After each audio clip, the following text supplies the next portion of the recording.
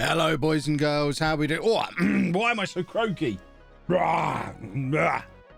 How we doing? Are we all good?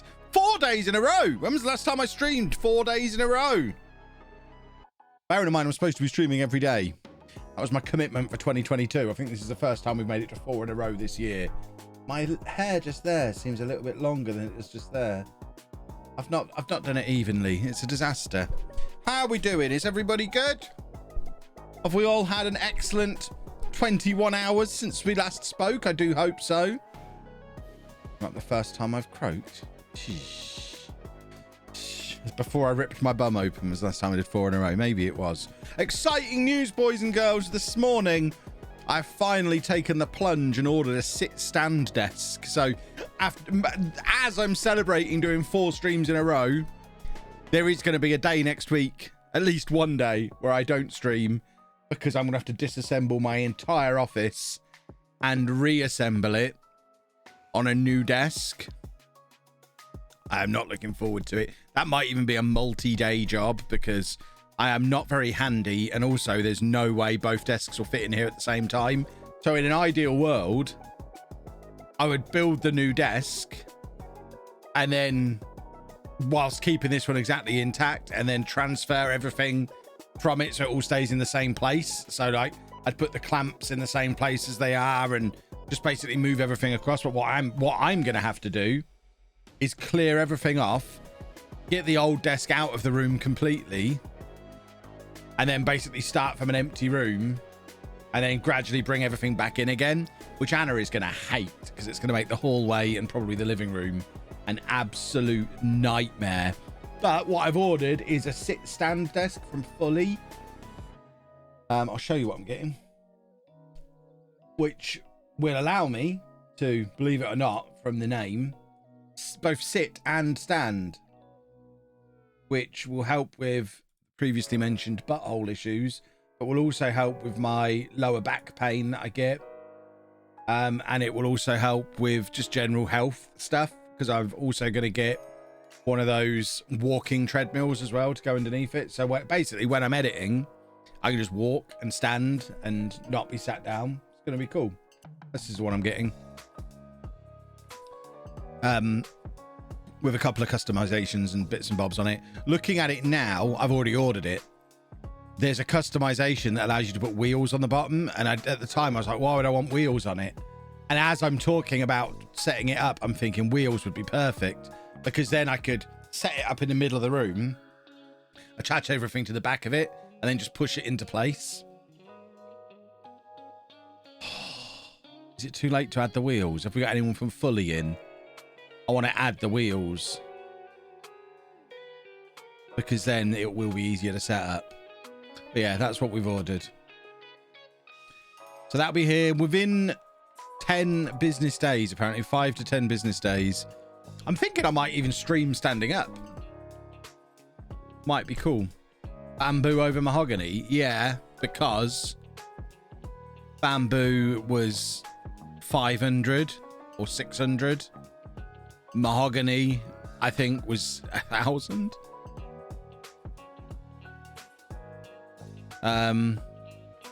Yeah, so the bamboo one is 599 base price.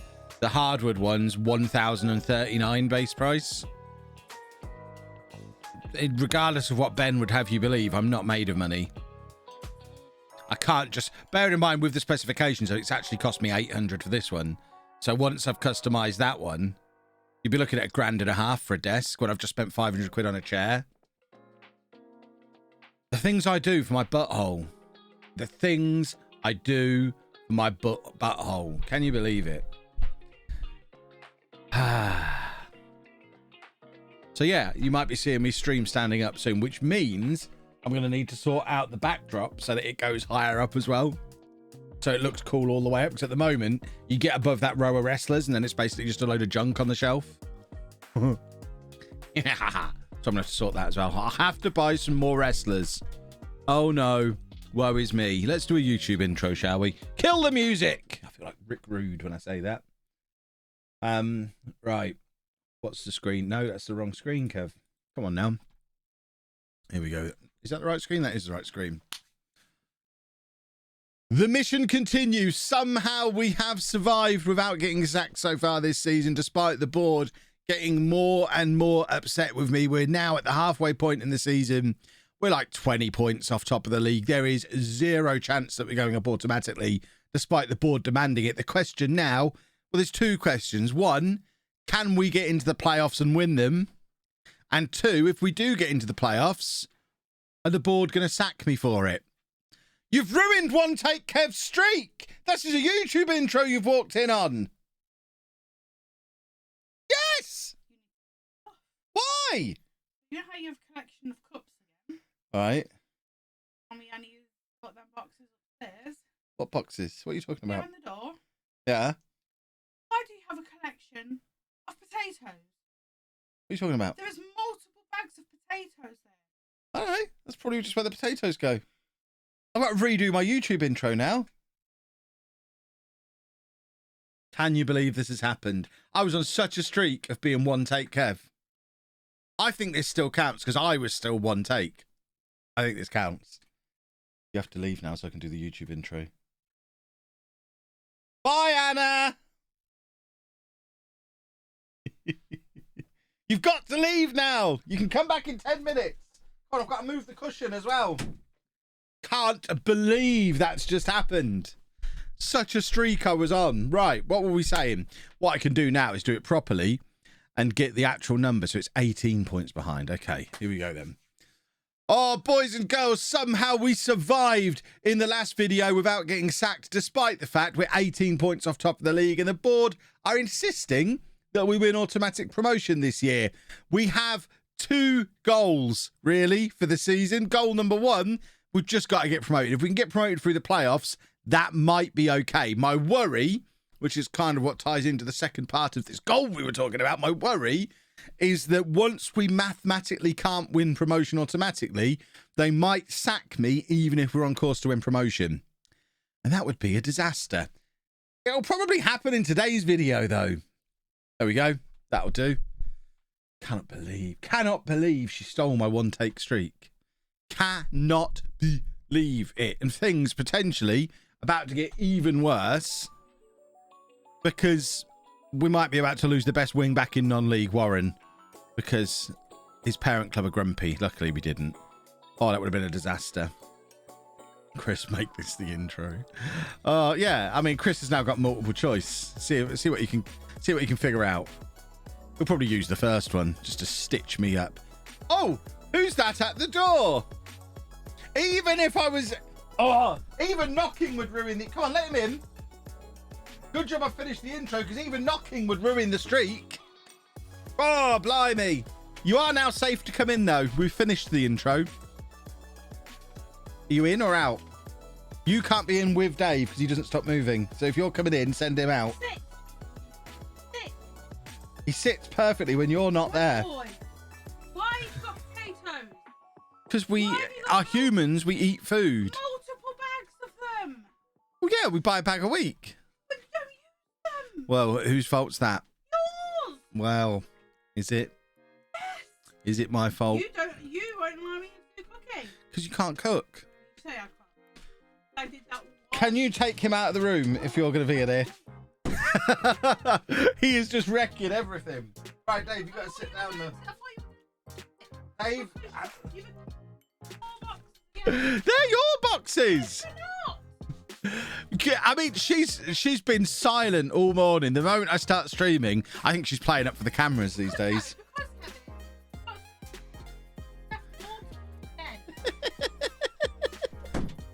Oh dear. Oh my word. Right, is that door shut now? Do I have to put a lock on it? Is the door shut?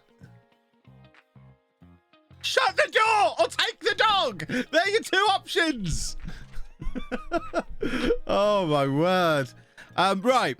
What I was trying to say before I was so rudely interrupted, my word, is that, yeah, this is the actual situation that we just described in the intro. I can put my headphones back on properly now. Yes, rudely interrupted. Here's another example of a rude interruption. Yes, that's why I'm shouting so loud. Oh my goodness me.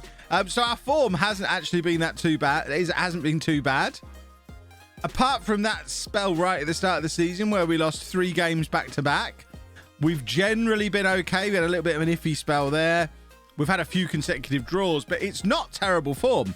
And actually, we're doing all right. 28 games played, 50 points, 3rd in the league. Looking pretty comfortable. The problem we've got isn't necessarily what we're doing. It's what Port Vale are doing, because they've somehow got 68 points already after 28 games. They're on course for a stupendously high points total. I feel like the game is just trying to punish me, because I know I keep going back to this. But if we go back to that season where we got 92 points, which would have been enough to win the title any other previous year, well, we were hard done by there because of the AI. The following season, the AI is even better.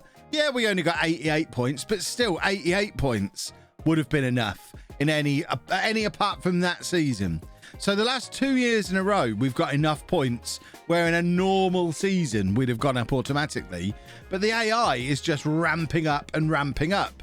So we had 98 point filed 2 years ago. Last year, 106, 97 and 95 points from AI teams. And this year, you've got Port Vale on course for probably about 110 points. This league is getting harder and harder to get out of the longer we go, because it's just really emphasizing the issue that we have in real life. The issue in real life is with only 2 up, 2 down. You have all these good teams accumulating at the top of the league that can't make it up. And then the teams that come down just come down and fall into the bottom half of the league. And the good teams at this level get better and better. Port Vale, Ebbsfleet, us. We've been banging on this door for years, and we're just all improving all the time.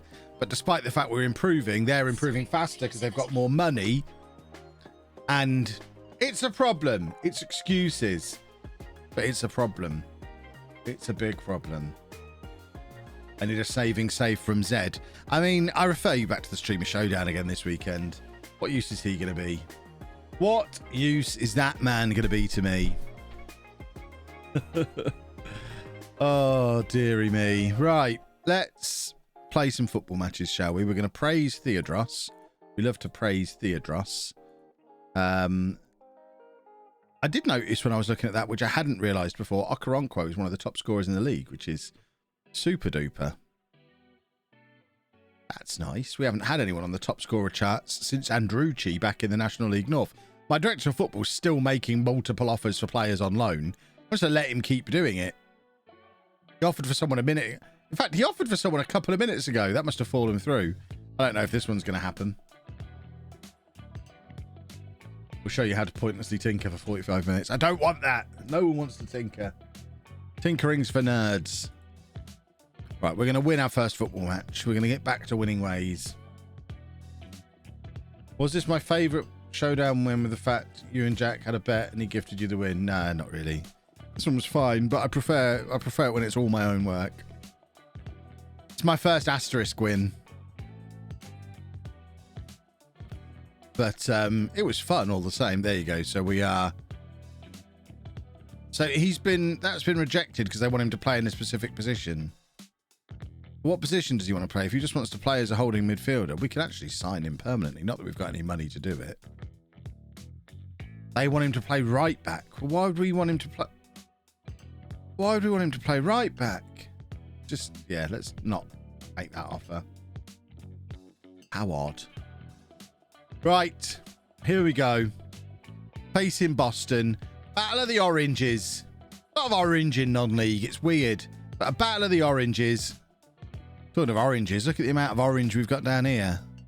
With players who are not close to fit. What is happening? We're going to win a football match. That's what's happening. Come on! First few showdowns, we drafted your squad. Yeah, so they're less fun as well. The most fun ones were 3 to 6. The best one was whichever one happened when everyone was saying it was the Clates era. Was that 6th one or the 5th one? When all that Clates era nonsense was going on, I just marched in and won it. I was like, well, yeah. What? Whose era? What? That was the most satisfying one. That was my favourite one. Loved that. You don't hear a lot of Clates era anymore, do you? He hasn't worn one for over a year, has he? For someone who's here, it supposedly is. I've worn it a couple of times since he last won one. What a silly goose. Right, let's try and adjust this chair to a level where I actually want it. There you go, that feels good. Oh, that feels lovely. Right, that was a weird pass. Let's do a football. Come on. One thing about the standing desk, getting back to that, is I guess I'm going to have to stop covering it in cups because it has a certain weight capacity that the motor can still raise it. And at the moment, I've got a pile of magazines and cameras and things next to me on this side, a pile of cameras this side, and I guess I need to stop just piling things on my desk. I've also ordered one of those Elgato bracket things. So at the moment, my camera's just stood on an Amazon Basics tripod that cost me £17. But I probably need the camera clamping to the desk if the desk's going to be moving up and down. So I've ordered one of those Elgato things. I can't remember what they're called. Everything else is already clamped to the desk. So the lights, the monitors, everything else is already clamped to the desk, the microphone. So once we get the camera clamped to the desk as well, we just need to work out a cable management solution. And then we're golden. Posture check and a hydrate. Goodness me.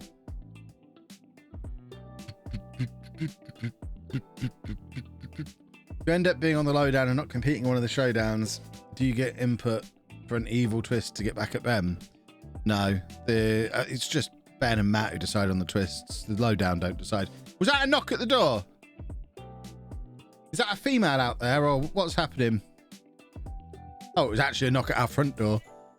I thought that was you knocking on this door. Is that so? Oh, what a goal from Goodman. Is that something excellent for me? Female? She's got the ump with me. What a goal that was. Goodness me. Lovely old stuff. Did I watch the cooldown? I've watched the first 15, 20 minutes or so of it. They've not said anything yet that they hadn't already said to us after the showdown. So I don't know if... I doubt there's going to be... It's not really a thing for people in the showdown to watch, is it? I don't suppose. It's a behind-the-scenes look at how the showdown's put together, and it's a lot of stuff I already know. I'll watch the rest at some point. I just ran out of time watching it. Matt didn't decide. Matt suggested the twist, and Ben went along with it. Ben agreed. It's always a joint thing between the two of them. Why is the shade moving like crazy? Because Dave's wagging his tail, and he's sat right in front of the light, as ever. Right, let's shuffle a little bit. Stick him in there. And the best right back in non-league football's coming on as well. What a wonderful thing. And I guess once again we go Marley Redfern in central midfield because he did it once quite well. What do I think of Sariki Dembele's transfer? We talked about it a lot yesterday.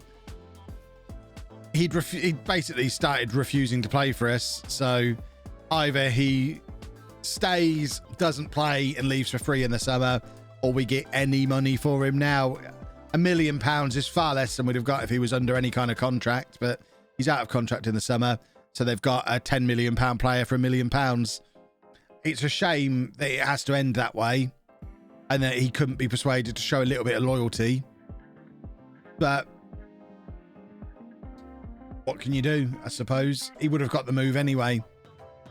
Some players just don't have the right attitude for the posh project. So forget about him and move on. Put him in the same bracket as the likes of Marcus Maddison. And there've been others who don't go about things the right way and focus on the ones who will make us money.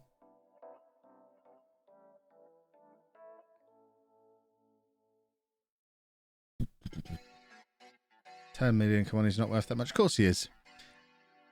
When he's on form, and I'm talking about playing against the likes of West Brom and Bournemouth and those calibre of clubs earlier in the season, he was the best player on the pitch in those games. If Ivan Toney's worth, what, 8, I think we got for him? based on being an outstanding player in League One. Well, Dembele's an outstanding player in the Championship. So I'd say worth 10 million on that basis. If he goes to Bournemouth and plays to the best of his ability, they'll be selling him on for 30 million to Villa or someone in a few years. He'll do the Ollie Watkins move.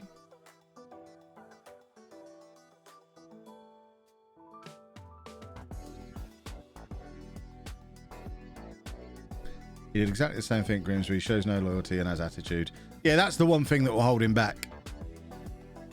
Because eventually he'll get to a club where he'll try and do that and they'll say, well, balls to you then. See out your contract in the youth team. And just absolutely slam the brakes on his career.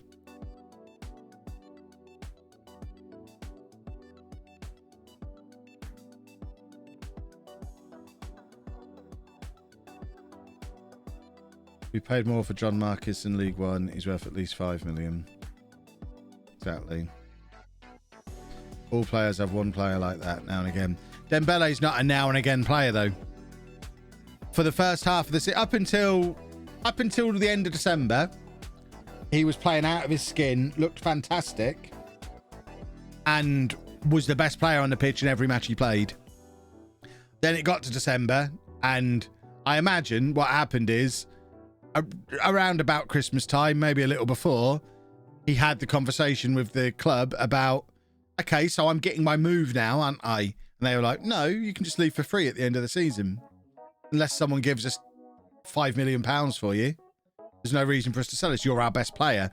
And at that point, he just got a mood on, started playing terribly, and then started refusing to play at all. So at that point, he just forced the move through, and there's nothing we can do about it. Because we've not got the luxury to be able to turn down £1 million in a situation like that. But like I say, he'll end up at a club one day who are like, well, that's fine. Do what you want. We'll just carry on paying your wages and let you see out your contract.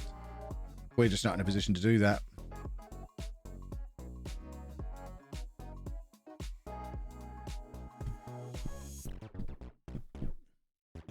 Isn't refusing to play breach of contract. Yeah, but he wasn't outright refusing to play. He had a recurring niggling back injury, which somehow, despite stopping him play for us at the weekend, he got through his medical at Bournemouth just fine and will probably be able to play for them at the weekend. But it is a back injury.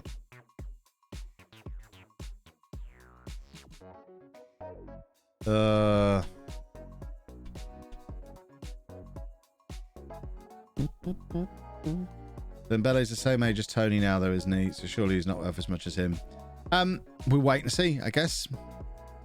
A player is worth as much as a club is willing to pay for them. So if Dembele is the best player in the Championship for the rest of the season and leads Bournemouth to promotion, you can be sure that that's a player worth £30 million. If he's this season's Buendia, then he's worth the same money Buendia was worth, or Watkins was worth, or any of these other top Championship players who get their £30-40 million move to the Premier League. So it just depends on how he plays for the next 6 months for Bournemouth.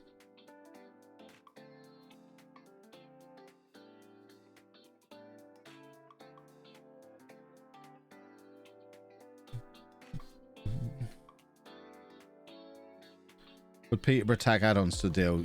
Absolutely. We always do. There'll be add-ons. I don't know how the deal is structured because obviously it's undisclosed like it always is. I don't know if it's... That's quite loud. I don't know if it's $1 million up front 10 months, Ray, with add-ons, or if the deal is eventually worth $1 million based on them getting promoted and all that kind of stuff. But it's £1 million, which has been talked about. Basically, anything that doesn't involve him going for free, I guess, is good in the circumstances. Eon Provisioner, thank you very much for the sub. As a Bournemouth fan, super excited to see him play. And he will be excellent for you until he decides he's bigger than the club. If Bournemouth don't go up this year, you'll have the same problem with him that we've had with him and that Grimsby have had with him. If he's your best player and you don't get promoted, he'll just get too big for his boots again. And then you'll have the same problem.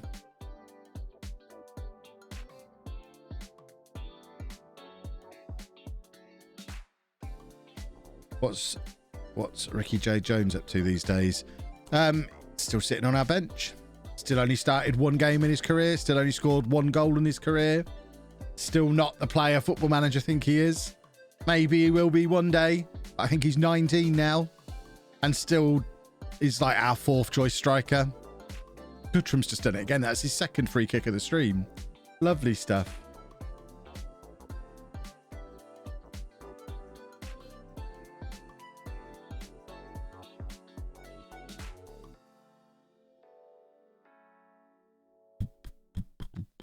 Just a little reminder for you all, his surname is Jones, not Jade Jones. His first name is Ricky Jade, not Ricky. Do like to drop that reminder in.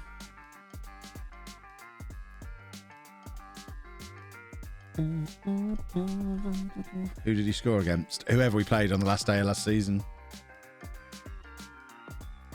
Don't remember who it was. Rockin' Bob, thank you very much for 11 months.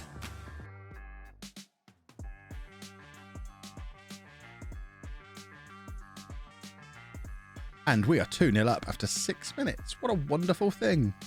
What a wonderful thing.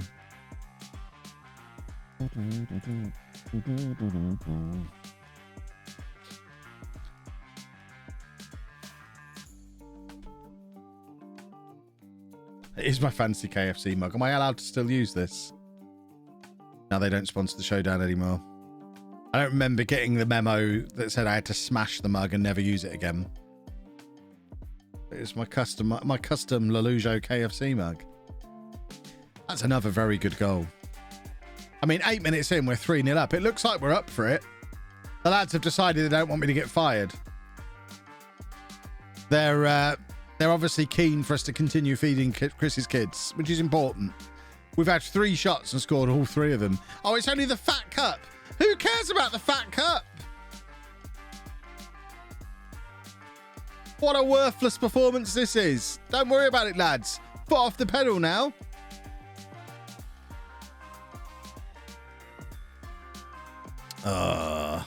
How many cups on the desk? 4, including this one. I did take them up yesterday, but then I had one last night. I've had one this morning. I've got one here. I don't know where the 4th comes from. Perhaps I couldn't carry them all yesterday.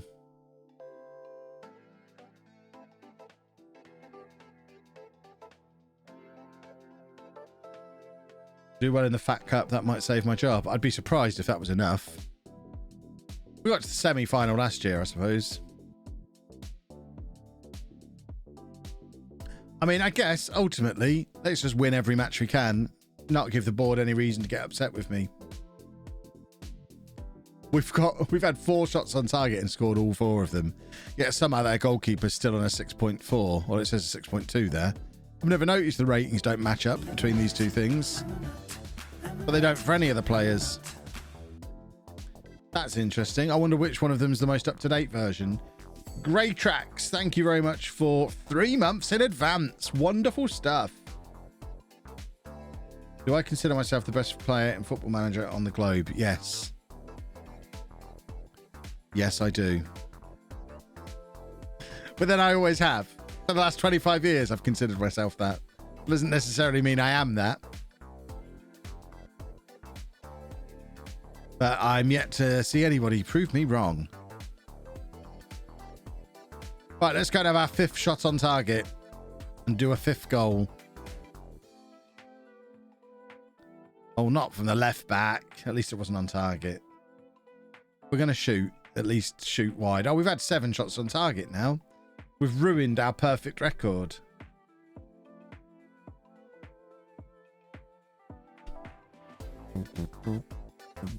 Do you think the Fat Cup might give your players some useful experience of winning at Wembley for the next playoff final? The Fat Cup final is after the playoff final anyway, isn't it? I think. So probably no use.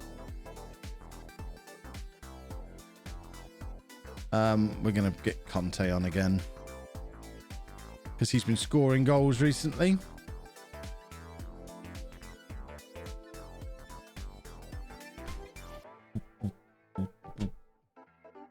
We now have 100 more subscribers than there is the population of the village of Home. 636 people live in Home, 736 people subscribing. I think you'd now consider us favourites when we go and invade and take over the village, which is good. 100, that means I can afford for 100 of you to sacrifice yourselves for the greater good as part of the battle, and we'd still fill all the houses, which is perfect. Total Mug, thank you very much for the Prime. Right, we continue in the Fat Cup. Beautiful stuff. It's just what we wanted. It's the dream, that is, staying in the Fat Cup. The board are expecting the semi-final of the Fat Cup, so at least that's one thing for them to be pleased about, that we're on course for that currently.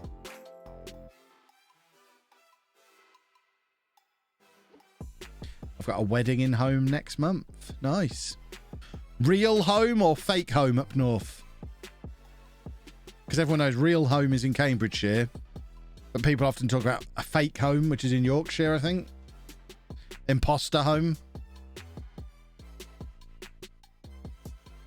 What happens if I have some people from Home subscribed? Well, that's the advantage of there being a bit of a cushion now.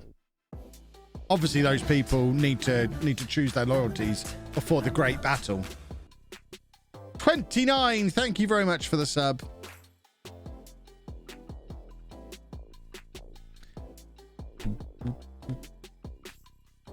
I will hydrate. The one in Yorkshire is Home from Home.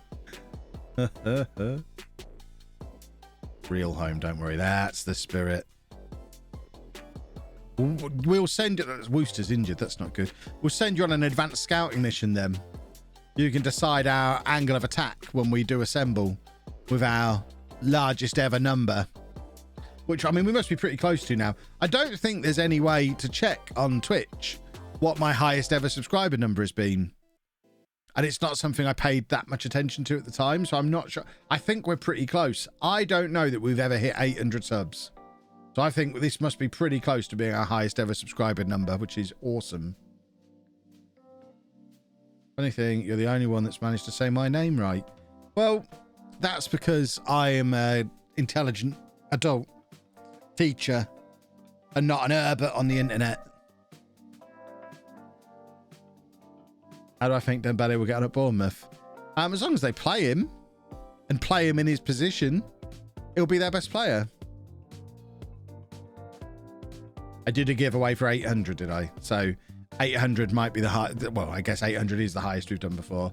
So we're pretty close to the highest ever, which is still splendid. I mean, what is my scout thinking here? This guy's on £4.5 grand a week and his value is between 10 and 15 million pounds. You know what, Joshua? Yes, I agree. He'd probably be a very good signing. I suspect we won't be able to get him though. Try and loan him? No, won't even come on loan. Brilliant. Absolutely brilliant. What a scout that man is. What club do I support? Peterborough. Yeah, Showdown Sunday was my highest views ever, I think. Like, that is something I can check. I don't know if Sully Gnome has been updated. I think it was. There might have been a previous Showdown that might have been ahead of it.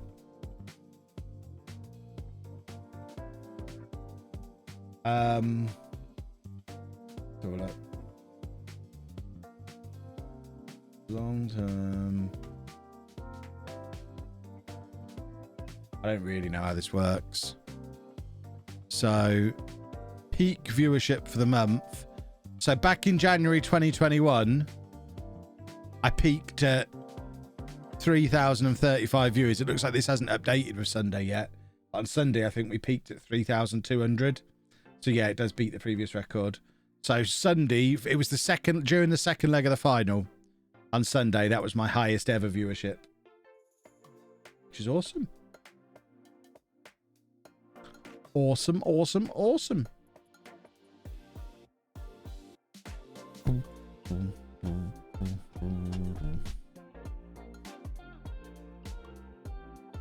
Well, it was 3.4 at one point. Right, this is it's something we can check. So let's go and check. Sometimes you lot pay more attention to this stuff than I do. Stream summary for Sunday night. There you go. That was Sunday night's summary. So yeah, 3,197 we peaked at that at 21:55. Over 7,000 unique viewers for what was a 3-hour stream. That's probably a record as well. Insane.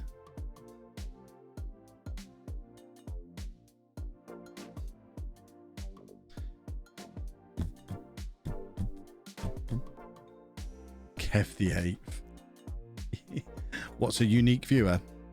An individual person who watched the stream at some point. So during the course of the thing, 7,000 different people came along and watched a bit of the stream. Who do I think will win the Glasgow Derby tomorrow? I'd have no idea.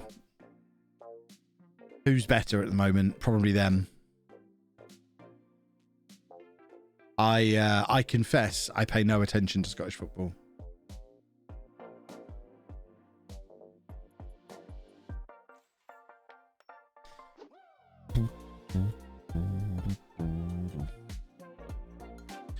Right. Torquay are... I didn't get to see where they are.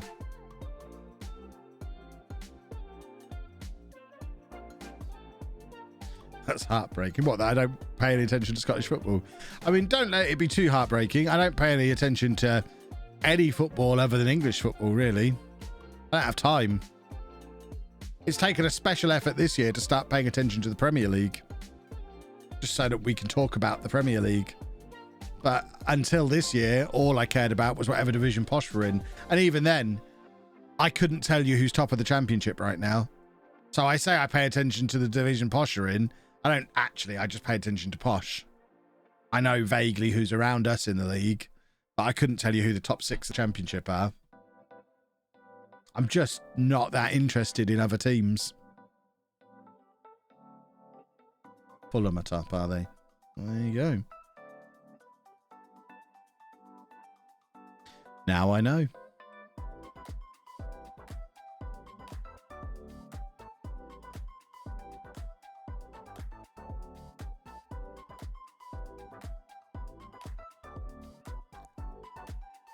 Have a guess at who I think are in the top 6.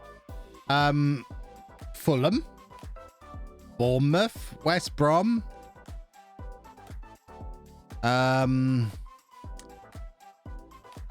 Who else is likely to be up there? Coventry have been pretty good when we've played them this year. Are they up there? Don't know. Who's the other 4 going to be? That's 1, 3, 5, and 9. Okay. What? Blackburn? They're up there, are they? Oh, because Brereton's been scoring goals, hasn't he? Now he's Chilean. He's got good at football. So who else is going to be up there? I'm trying to remember who got relegated from the Premier League last year.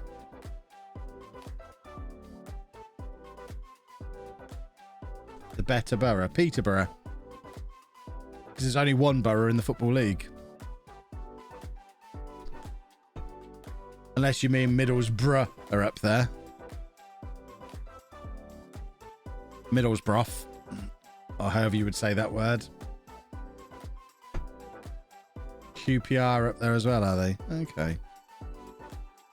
I never would have guessed QPR in a million years. We are a good team all of a sudden.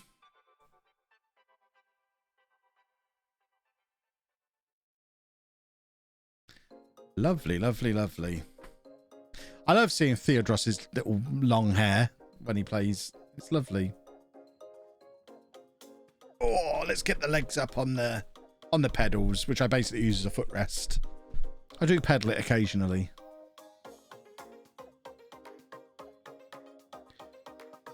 Why is everybody cramped over to that side? I'd go and stand over here just to be away from everybody else. It's weird how football fans converge into the same areas. Send him off, ref. He's on a yellow card. Send him off, ref. Poppycock. Oh, Theodros. Yes, he is. Lovely, lovely, lovely. But it's time for the annual Port Vale bottle job. I hope so.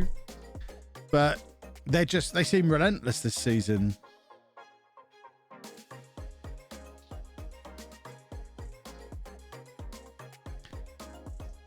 4-0 away at half time.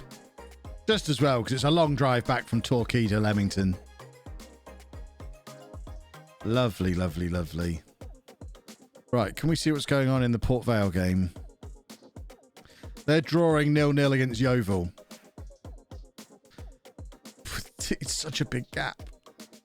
Such a big gap. What did I think of the Royal Rumble? I only watched the women's one all the way through. I watched the first.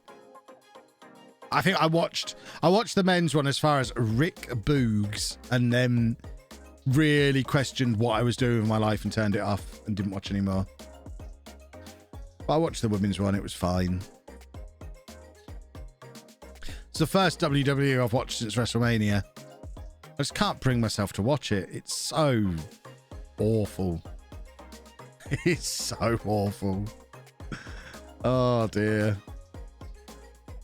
Will I be doing a homestyle series for FM22? Yes, it's this. Tis this. What's Royal Rumble? Wrestling. Theodros back getting the tackles in as well. He's the complete footballer now.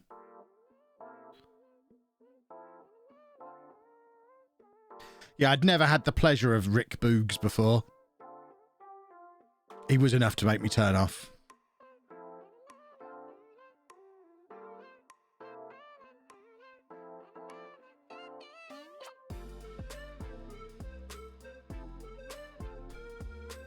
AEW Dark's better than most WWE stuff. I don't watch that either. There's too much wrestling now. I can just about squeeze in Dynamite and Rampage. And I'm not even sure I watched Rampage this week. Have I watched what was on Rampage this week? I might not have even seen that yet. It's awkward it being on a Friday night.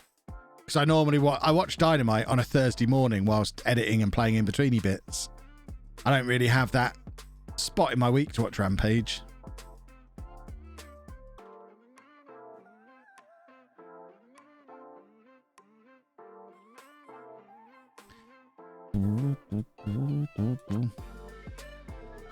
Right, get Conte on up front again. Continue his development. Just get energy in here. Come on, get the energetic boys in.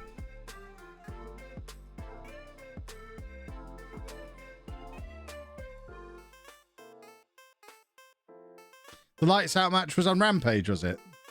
Oh, well, then I've seen that. I thought that was on Dynamite. Sure that was on Rampage?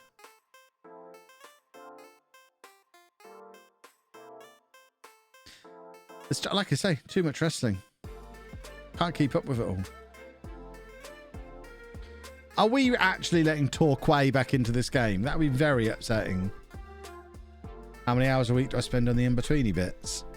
Well, these days, I've got it down to a fine art where I'm sat at my desk from 8:30 in the morning.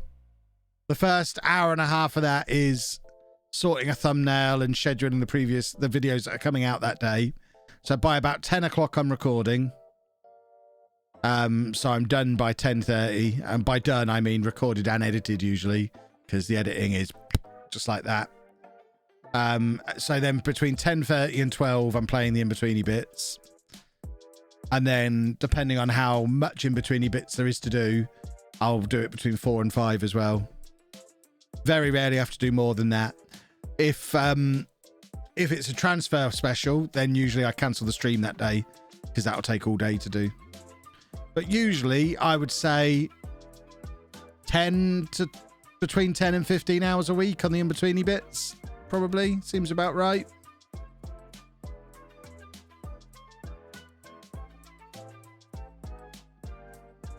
Do I ever consider using instant results skin to speed it up? No, because I enjoy playing Football Manager. I like it. And plus, I don't use skins. Never have. Like to play the game in its purest form. Will I ever stream a transfer special? On this save, I do all the time, yeah. For non-league to legend, no, because it would mess up the schedule completely. Because for a start, what time would I stream? If I own 4 o'clock on YouTube.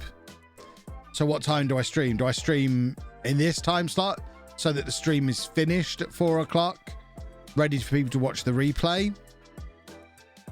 Or do I start it at 4 o'clock and then that messes up my routine? Plus, I'm usually recording 3 or 4 days in advance. So if I'm streaming, I then got to play catch up.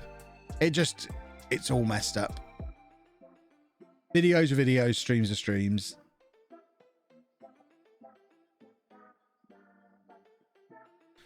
We used to get streams of transfer specials occasionally back on YouTube. Yeah, that was before I had the processes down to a fine art. That's when I was working 18 hours a day, 7 days a week.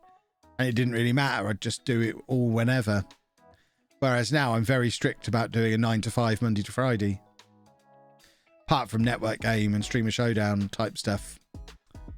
But my own work for my own channels, if it doesn't get done between 9 and 5 Monday to Friday, it doesn't get done. It just has to wait. Right. Are we going to be able to give Muller a new contract? I find it curious that we can offer new contracts even though we're way over our wage budget. Oh dear. Right. Come on. Take the money. Take the money, you buffoon. He's quibbling over 25 quid. Go see how you get on somewhere else then. You're injured at the moment anyway.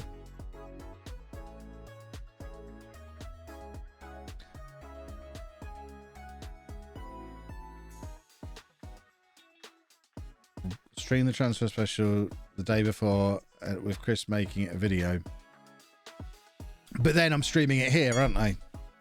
And then people will kick off that I'm streaming it here. There's no reason to stream it anyway. If you want to see an entire transfer window, watch this series. The non-league legend is about the story, not the minutiae of the process.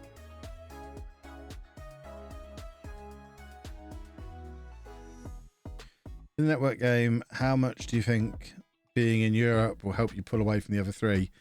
I think the opposite. I think they'll all finish above me this coming season. Because first year in Europe is hard. I think Everton will finish 8th in season 2 of the network game. And then the onus is on them 3 to finish higher than that.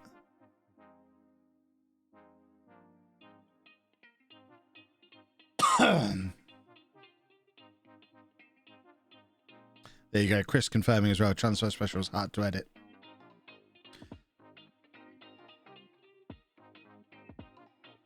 I mean, I recorded a transfer special yesterday whilst also doing a stream, whilst also sticking to the 9 to 5, which I'm particularly proud of.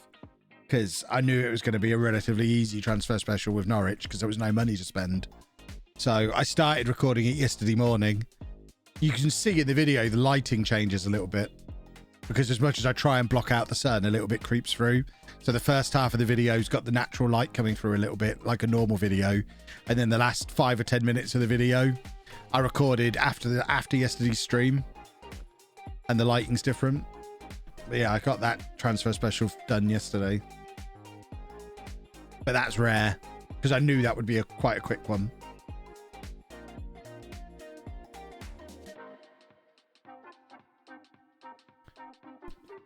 Right, Wooster wants a new contract. I think that's fair. He's established as our #1 goalkeeper now.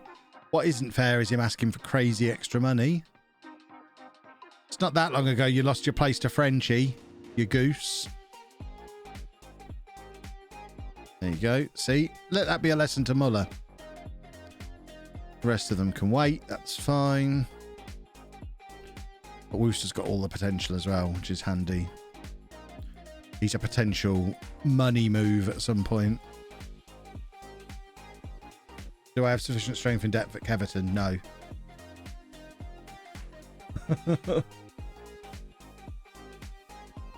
My Twitch schedule still says Peter a beta save.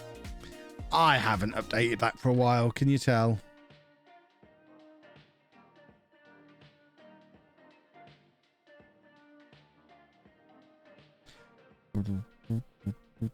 I'll update it at some point. I also never update it when I'm going to miss a stream. Like, there won't be a stream tomorrow afternoon. I think it's tomorrow. Yeah, tomorrow afternoon we've got an appointment. Andy's getting adult social services round to start working on the transition from child to adult services and working out what the plan is going to be for 6 months' time when he leaves school. Because at the moment, there's no plan. And there really needs to be a plan. Because he can't just sit at home all day. Because he'll destroy the place. So yeah, we've got that meeting tomorrow afternoon. So there'll be no stream tomorrow afternoon. Then we'll be back with the network game Thursday evening.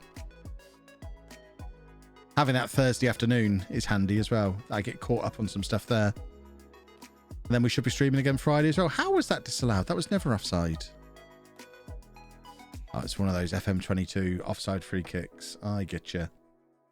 What's my current job security? We'll check on that after the game. That's a good header.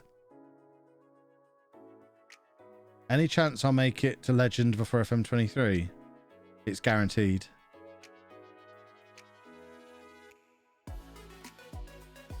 Absolutely guaranteed. This is Kevy 7 times you're talking to. What logo pack do I use? Whichever one Jack recommended in his video about logo packs. I don't know what it was. I wasn't paying that much attention. I just followed his tutorial like I do every year.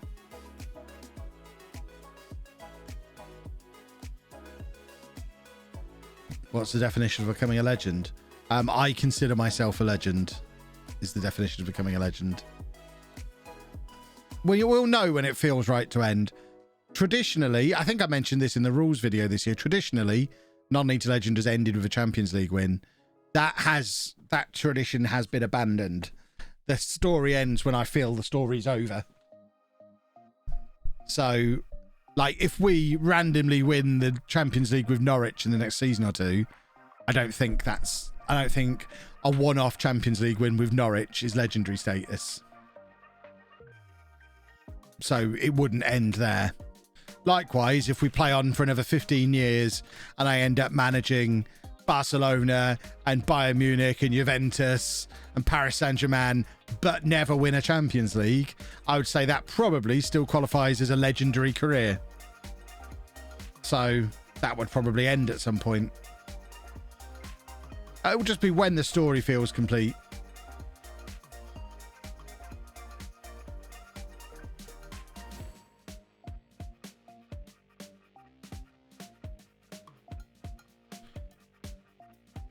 I can see you going back to Schalke, unfinished business and all that. I can't imagine they'd give me the job back. They sacked me. They sacked me after a year. I can't imagine they'd give me the job back.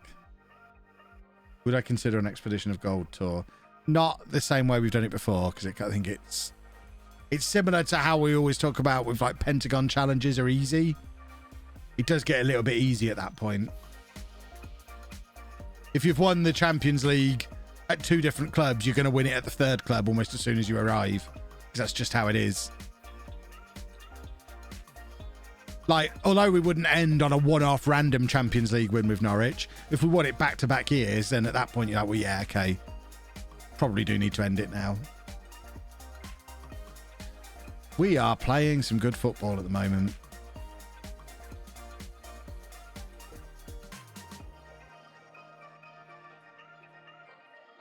What's happened to the team? They've all got used to each other. Because remember, we did a full-on rebuild in the summer. So they're now used to each other. They're settled in. They've got full tactical familiarity and they are flying. It's awesome.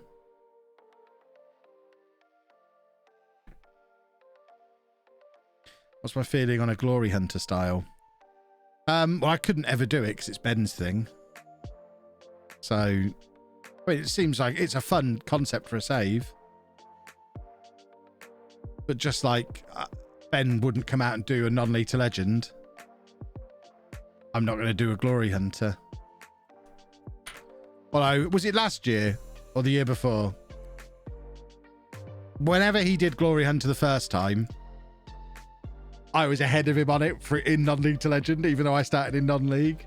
I think we'd won the league in England, Germany, Spain, and the Champions League from starting in non-league, and I was about 12 seasons in, 13 seasons in.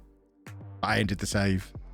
But I think I could have completed Glory Hunter within 20 years, starting in non-league that year. We just had an absolutely insane run.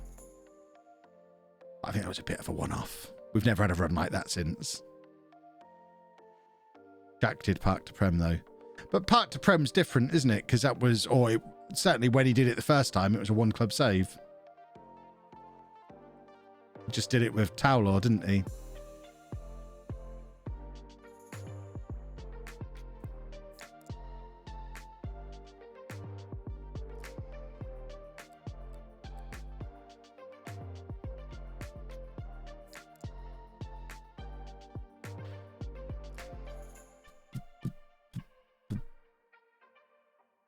Be a good April Fool's joke to post a LOLLUJO Glory Hunter episode 1.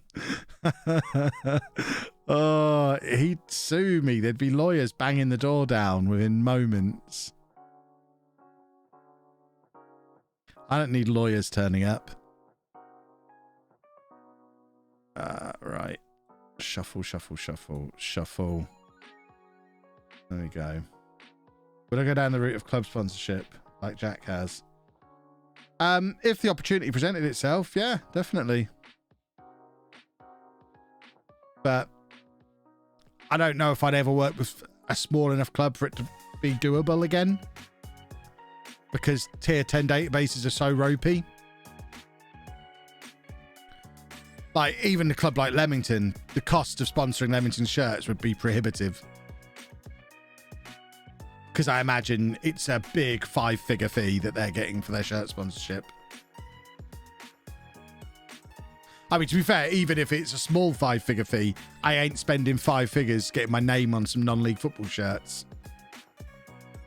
But, like, if I ever worked with someone like Born again, part of me wishes at the time I'd just offered to buy them completely new kits with my logo and the redesigned club badge and everything on.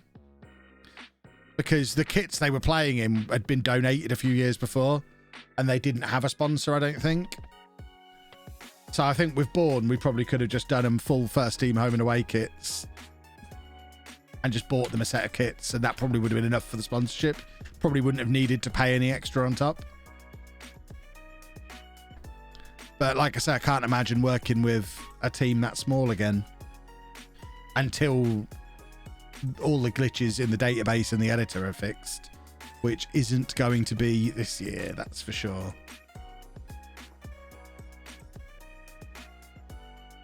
Can't sue if it's not a copyright name. That's not how it works. Because it would be trademark, not copyright, and you don't need to register a trademark in the UK. You can protect an unregistered trademark.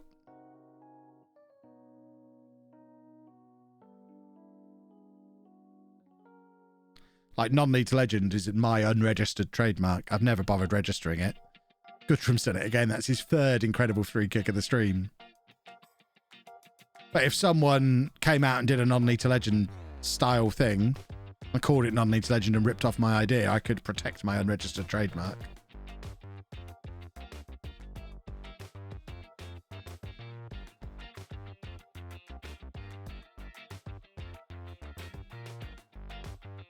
If you could name a new team that you own to make its way through the leagues, what would I call it? Home. That was a good result.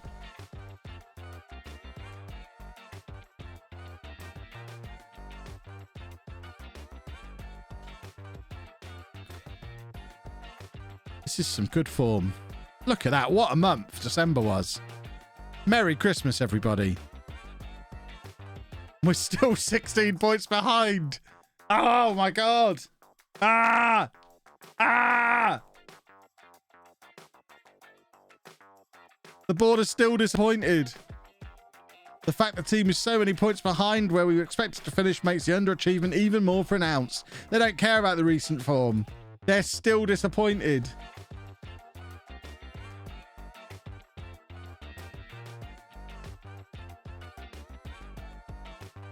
So in the last 2 streams, there's now been 6 opposition red cards. What do I do to make this happen? Play high-tempo, quick-passing football that non-league teams can't keep up with.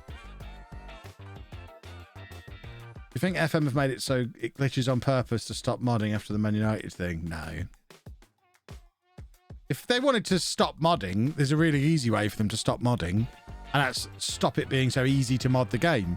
You literally just have to drag a folder into another folder that they conveniently put in your documents folder, so it's really easy to find. I mean, they could, if they wanted to, make it five steps harder to mod, and it would cut modding down 90% because people wouldn't understand how to do it. Because what you got to remember is most FM players aren't gamers. They don't play other games. They're not going to understand how to mod if it's actually complicated to do. So, yeah, they're not trying to stop modding. The modding community keeps Football Manager going during the summer. Isn't YouTube just about copying content? No, YouTube is about iterating. You take ideas from other people and make them your own. Get out of town, Peterborough! What is this?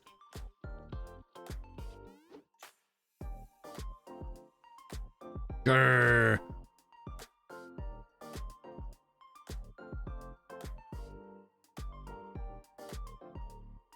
Can't believe it.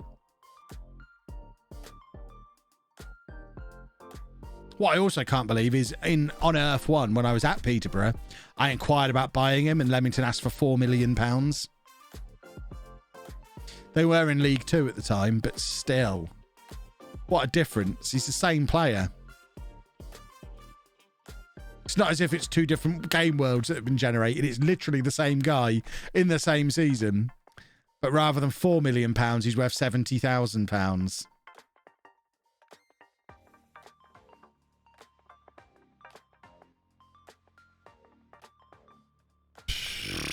I'm just going to reject. I'm going to persuade him to stay. Got to do it the right way. You can't just reject it because you'll upset him. We both know that Peter... This is his voice. If you've never heard Amari Theodros speak, this is his voice. We both know that Peter are playing in a better division than we do. A chance to test myself at a higher level like this is something I have to take. All right, Amari. Goodness me. I've got no intention of letting you go. What's it going to take to keep you here? I need to be playing football in League 1 at this stage of my career, and that's something I realistically can't see. I'm getting the words wrong, and that's not something I can realistically see happening at this club.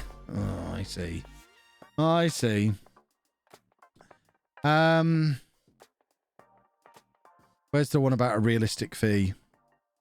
Oh, would a new contract persuade you to stay? That would tempt me to stay, but it's going to cost you a lot. Make sure it's a good offer. All right, okay, I will. What the flipping heck? I don't think we've got that kind of money.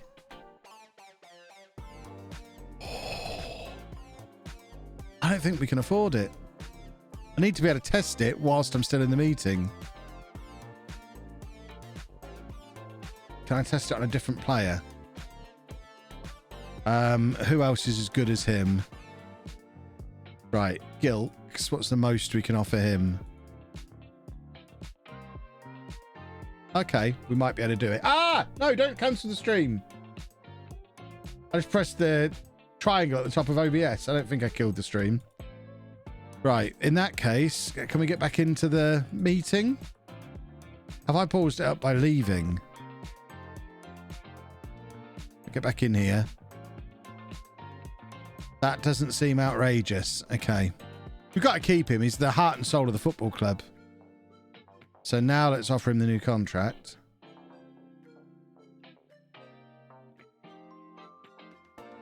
Okay, well, you're not having that.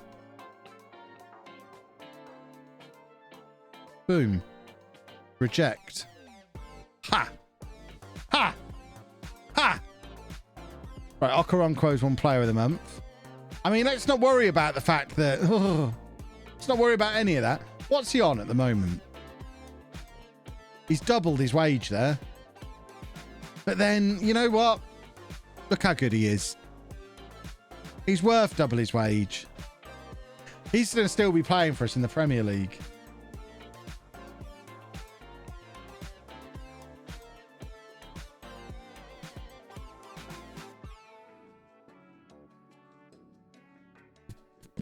Sell him to Peter and never. He is a very Peterborough signing in real life.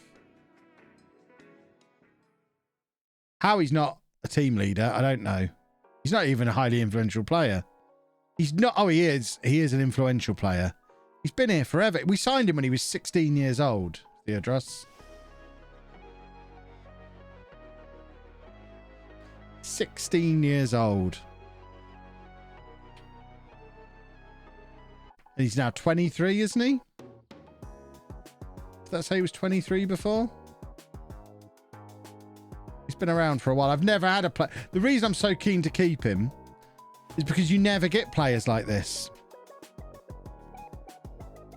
With home, we had the likes of Harrison Davies and Anthony Harris and Mick Powell and those kind of players who came for our youth team because it was a juiced youth team, a juiced youth setup.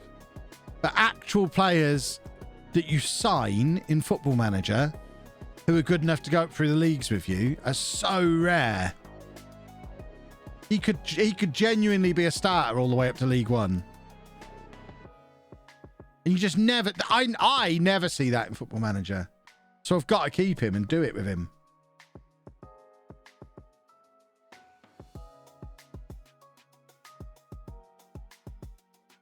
Didn't catch that series. What do I mean by use? I didn't max it out, juice. I didn't max it out, but I made it better than it would have been in the interests of the series not being boring as hell. We wanted to have some players that we could have those relationships with. So we started in tier 8, but the youth system was probably League 2 level. So it wasn't that it was like Barcelona's youth setup in a non-league club, but it was, I think I copied, was it Crew? It was someone of that kind of level. I copied their youth setup and put it into home. Just so that we had a few players come through that would be with us for a while. Because otherwise, when you start in year 8, when you start in tier 8, you just have an entirely new team every year because everyone's on non-contract and they just churn through. And we wanted to have the romance of having some players like Mick Powell came through in tier 8. And although he was never good enough for us after we got into the Football League, we kept him around and he did end up scoring in the Champions League right at the end of his career. Even though he was never better than like a National League player. We kept him all the way through. Oh, for goodness sake. Cancel his contract offer. He can have his pay rise once he's fixed his hernia.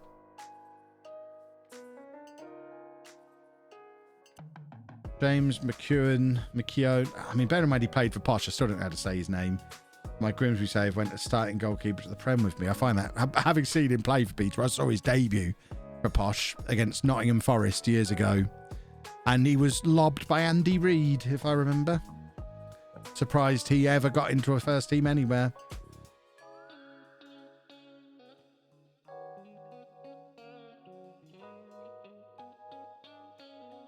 I'm going to binge watch the home series tonight. Yeah.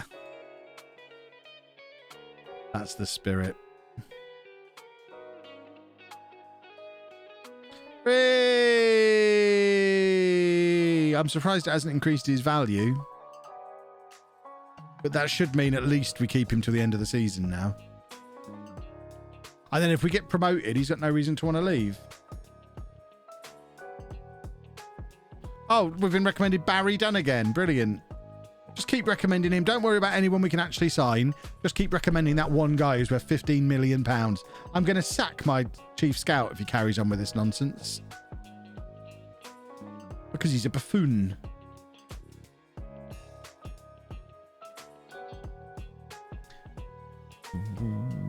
Clinic Room's been 10 years now. Wow.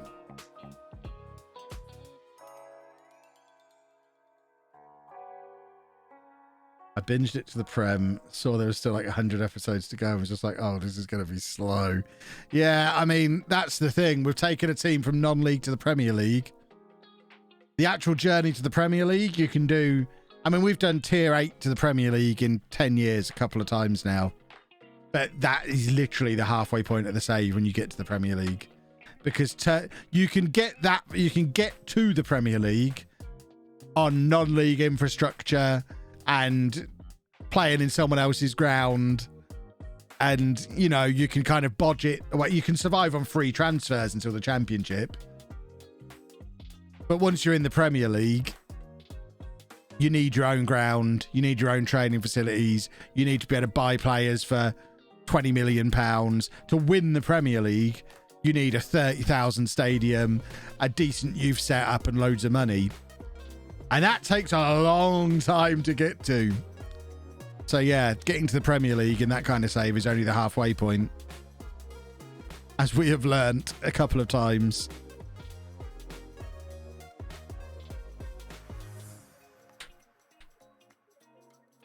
Thoughts on the David Goodwillie Rafe Rover situation? I will level with you. I do not know what you're talking about.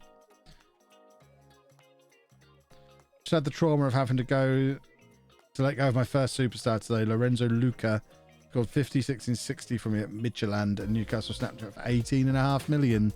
The swines. Newcastle do stuff like that. They're monsters. Always stealing your best players. We'll have a penalty. Thank you very much.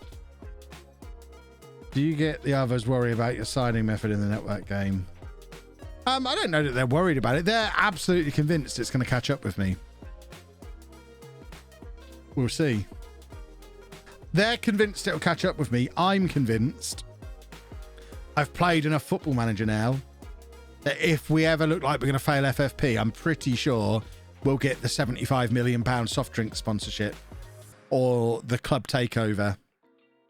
And I'm not sure there'll be the consequences they're hoping for. What signing method? Absolutely overspending on installments. Like the network game transfer special that we're halfway through at the moment. I've already spent £200 million. I had a budget of 30. I've already spent 200 million, I think. Are they close to failing FFP? Nope. Everton have got loads of money.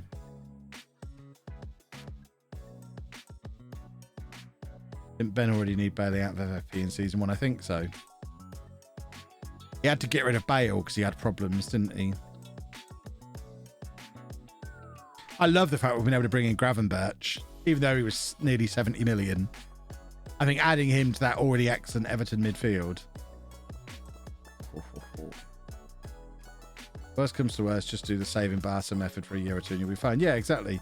That's the thing. I think what they don't get, and what a lot of people don't get, is I am selective about how I do it. It might not seem that way, but I'm only doing it for players who are going to have big resale value. I'm not going out and signing a bunch of 29, 30-year-olds on the Never Never. I'm bringing in 19, 20-year-old wonder kids who, yeah, bringing in 5 of them for £40 million now, £40 million each now, seems like madness. Going into debt for a bunch of kids.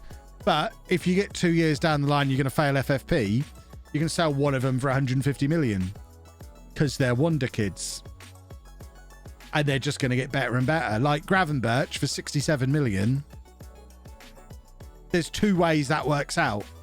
One, he goes on to become an Everton legend and is still in the team when we win the Champions League. Or Paris Saint-Germain or Barcelona or someone like that comes in for him and gives me 120 million for him in a couple of years. Either way, Kev's a happy little bunny. You can get Gavi for about 25 million in the first year. Nice. Weird question, but do you still get ad revenue from older videos? Yes. As long as they've got adverts on them, which I've just pressed the wrong button there, I think. I don't know what we've just said. But there's no reason why I would have turned them off. So yeah, it should be.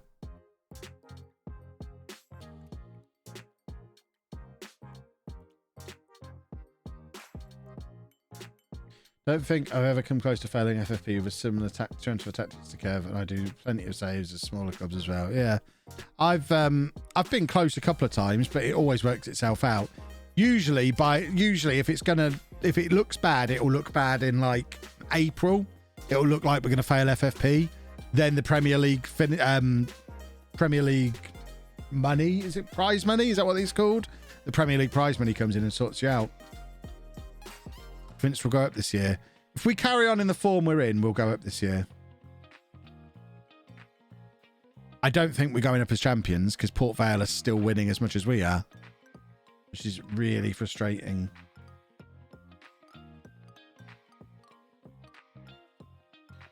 Yeah, exactly. Ben's done similar anyway with adding Emmy and Nunez. Exactly.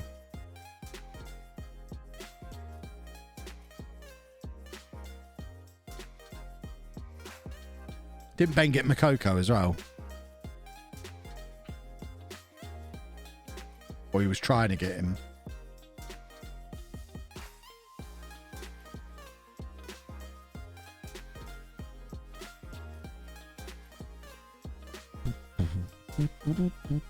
Oh, there's some tired legs out there again.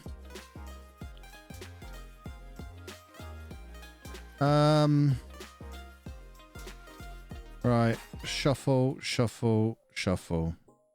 There we go. Zealand got Makoko, did he? Okay.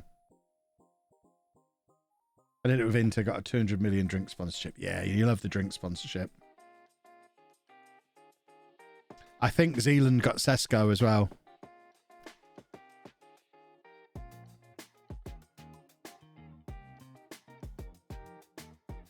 That is a stunning goal. That is a stunning goal. Yeah, network game will be Thursday evening again this week. We're trying to get into a routine of it being 7 o'clock every Thursday. There'll be exceptions sometimes, but 7 o'clock every Thursday evening for network game, unless we have to move it from that. Kev's waiting for the Ugly Fizzy Water sponsorship. I'm waiting for Ugly to come back for the UK. Come back to the UK. Miss Ugly. Ugly was great.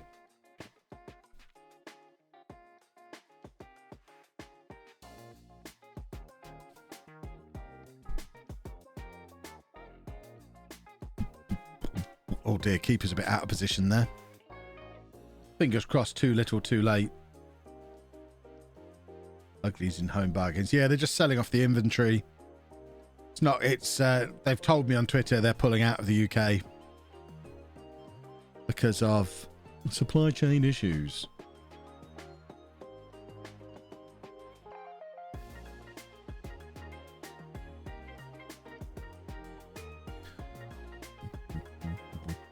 My egg sitting sponsorship. I ate that egg for breakfast today, actually. If anyone from Shredded Wheat is watching, don't worry, I'd just run out of milk. Oh, I'm just adjusting my trouser situation. Don't mind me. Trouser situation adjusted.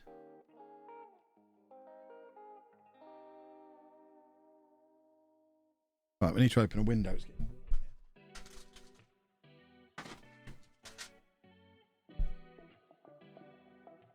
Yeah, I've never eaten an egg I've sat on before. Tasted just the same as a normal egg. Who knew? How's the bum? Sore.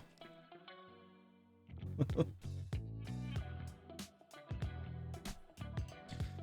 to see you in good spirits after the untimely arrow to the bum. Yeah. I've run out, I mean, without getting too in depth, I've finished my course of laxatives now. So I had a bit of a traumatic toilet situation late last night, which I didn't enjoy. It was my first post-laxative poop. Might need to get back on the laxatives again. Anything harder than Angel Delight is agony.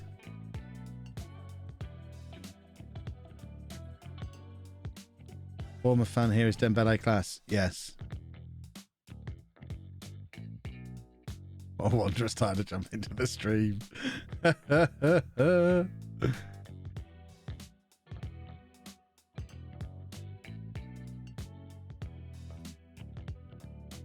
But that's what finally motivated me to take the plunge on the sit-stand desk. Last night's trauma. First thing I did this morning, right, I'm ordering this desk. I've been talking about it for years. I've been looking at it for a week, ever since the issue. And I've been on the fence about whether to get it or not because it's so expensive. But after last night, I'm like, right, I'm doing it. I want to be able to stand up all day. Can we get the traffic? You can get the traffic. I mean, it is bin day tomorrow, so I see if the binfluencers have already made their call. Hold on.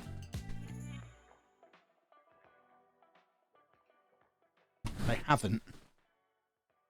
No bins out yet, so not quite sure what the bin situation is going to be tomorrow. But yeah, there's no traffic out there. It's completely clear. One thing. As I peered out the window, the woman across the street was walking out of her front door with her dog. She gave me a funny look, as if to say, why are you watching me walk out of my house with my dog, you weirdo? So, let's pretend that never happened.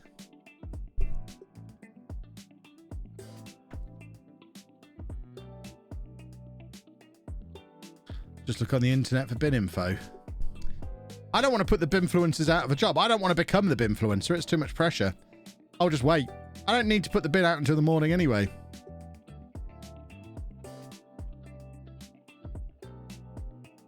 Do people really check the internet for what bin's coming?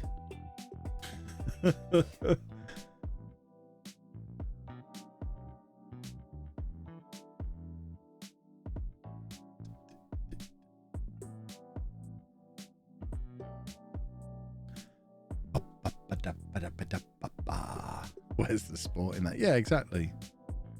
You got to play the bin game every week. You look on the internet. What, you look on the internet every week? You may as well write it on your calendar at that point. My dad writes it on his calendar. Never been so disappointed in that man.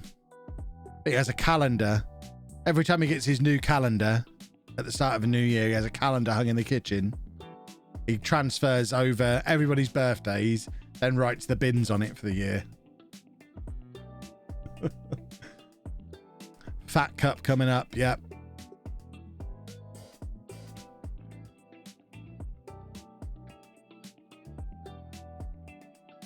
My wife does the same. I prefer not knowing. Gives the middle of the week a little sprinkle of excitement, not knowing what bin's going. Feels like I'm living life on the edge.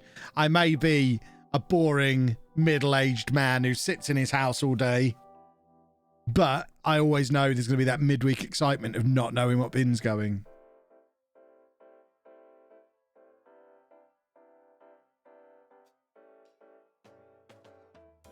Excitement or panic. I don't see that there's a difference between those two things. Either of them make you feel alive. Gives me something to get the blood pumping. Ah, it's the blue bin. I've put the black one out. Run! Ah, there's nothing like it. What a start to the day.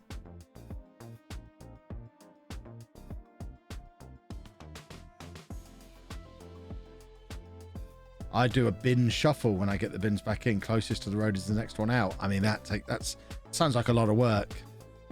And me and the neighbours sometimes put each other's bins in. If I started shuffling their bins around, they'd thought I'd lost my mind. Is it bad I have bin dates saved in my favourites and I also get an email the day before from the council? It's not bad. I would say it's sad. You're taking a lot of the fun out of life there. Goodrum's in good form. We just had a bin strike, so nothing was collected for 4 weeks. I mean, that's disgusting. My bins would be vile after 4 weeks of not being collected. We generate a lot of rubbish.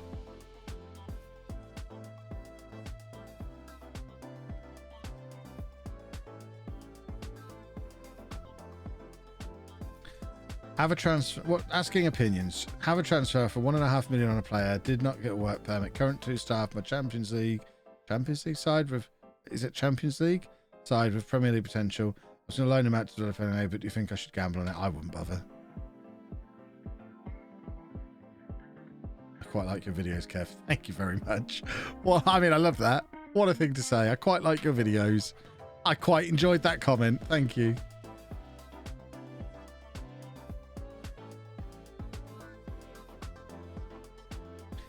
When I first went to Brighton Away, they had a bin strike on. It was one of the most disgusting things I've ever seen. Oh, dear. When I first went to Brighton Away, the train from the middle of Brighton out to the football ground, I was stood opposite Sid from CBeebies, who is a Brighton fan. So that was quite fun. It's a very crowded train, but Sid was there. Those of you with... I don't think it probably is. I imagine Sid's not on CBeebies anymore, so it's not those of you young kids. Those of you with kids who are probably teenagers now, or maybe teenagers yourselves might remember Sid of CBeebies. I don't know what he's up to these days. But he was stood opposite me on the train. That was the Amex. This is like 10 years ago, probably.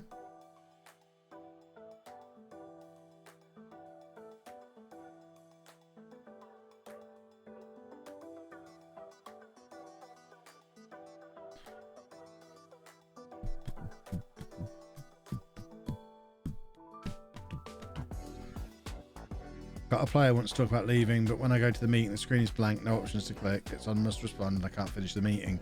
Go on holiday for a day. It might ruin that player, but at least your save won't be ruined. Any situation you get like that, just go on holiday for one day, and it'll get you through the issue. But obviously, you don't get to choose how it's resolved, so it might not be the outcome you want, but at least your save's not dead. There you go. Fred remembers Sid. He's a Brighton fan. Bet you didn't know that. Did you know he was a Brighton fan? Now you do.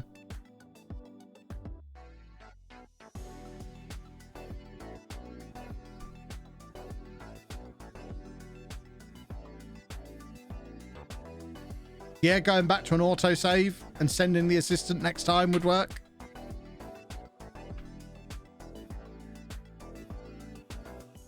Goodrum is just... I mean, he's turned into Eric Cantona.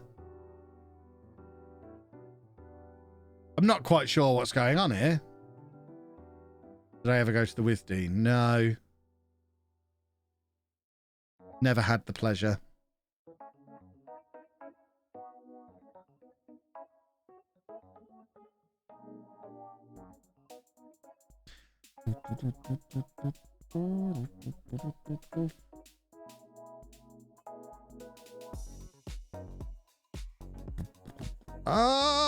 Oh, that was a tasty cross, but some phenomenal defending from Linton.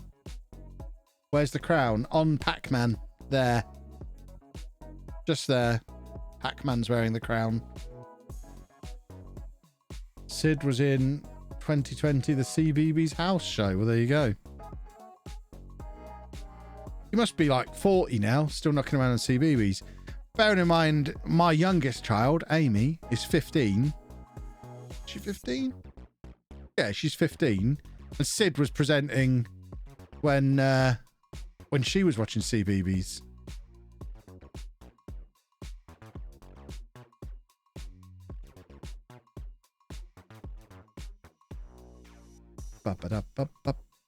Right.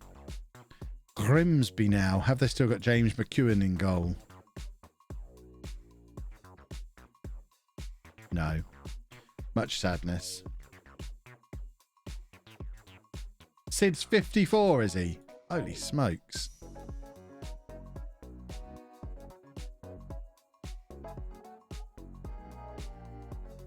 I will hydrate. Maddie Moat is the queen of CBeebies these days. I didn't know who she was until when we were planning to go to Disneyland like 2 years ago. And I went on YouTube, which I do about anything now, and searched because we stayed at the... I can't remember what it's called. The place that's half owned by Disney but half owned by Center Parcs. It's their newest hotel in Paris. So we stayed there, and I searched on YouTube for that, and the #1 result was a Maddie Moat video. Well, she hadn't even gone to Disneyland, she'd just gone to stay at this hotel. So now I know who Maddie Moat is. was a good video. Sid is 54. Adam, thank you for 9 months. Yes, the village nature. It's a brilliant place. Would love to go back. It's got the it's basically a Center Parcs, a 5-minute drive from Disneyland. It's superb. It's got the whole swimming pool under the dome and all of the facilities you expect at Center Parcs. All of the activities and stuff. But you're next door to Davy Crockett's ranch, and it's literally a 5-minute drive to the Disneyland. Amazing. It's also cheaper than the other Disney hotels because it's a little bit further away and they don't own it. Well, they half own it. The one downside to it, because it's half owned by Center Parcs, is it's not very Disneyed up. Like, you've not got Mickey Mouse everywhere, and it doesn't feel like you're at Disney. It feels like you're at Center Parcs, but then you go out the front gate and, oh, wow, I'm at Disney. I forgot. Brilliant.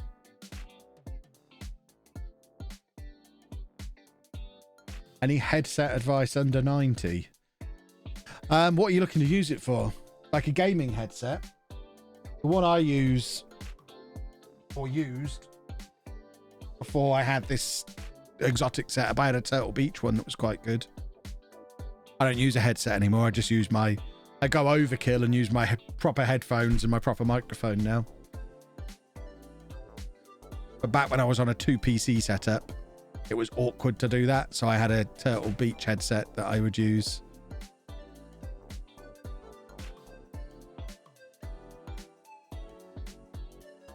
It's where I'll stay once France allow us back in. You and me both. Was hoping we'd get back there this year, but looking less and less likely.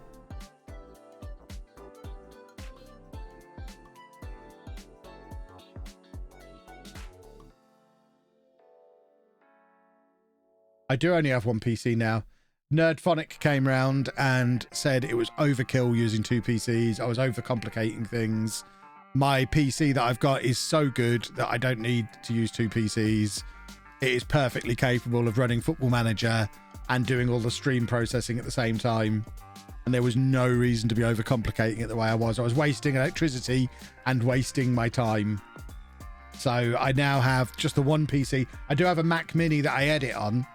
So when I'm recording, the clips go straight into my Dropbox. So that when it's time to edit, the Dropbox is auto-synced to the Mac. So all the files go straight over to the Mac and then I can do the editing on the Mac, which is super fast for editing.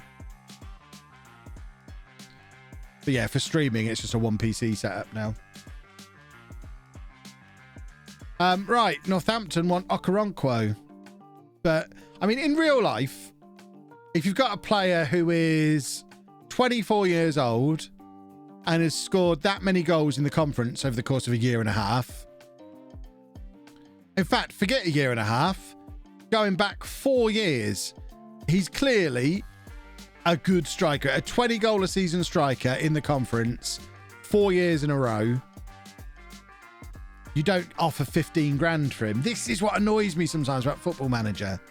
That guy, at a minimum, is a £250,000 player in reality.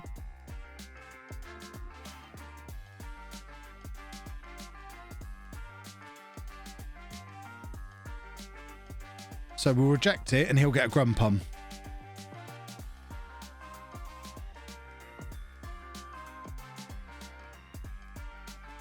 Did you have a Mac for editing before? Was it Return of the Mac? I've always edited the vlog on a Mac. I had a MacBook Pro, which I still have a MacBook Pro. I just don't ever use it.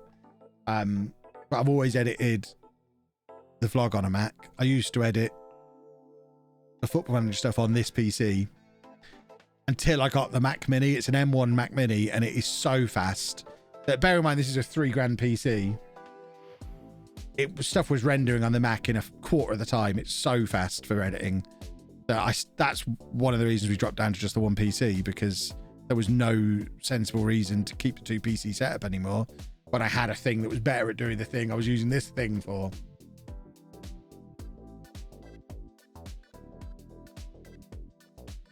I don't think he would give you the option to talk to him if the chance. What? I don't understand. Offers for your players are always derisory and asking prices for A players are always obscene. Yep. Yes, they are. But then, I guess, Football Manager's a really easy game. So where do they draw the line with that kind of stuff?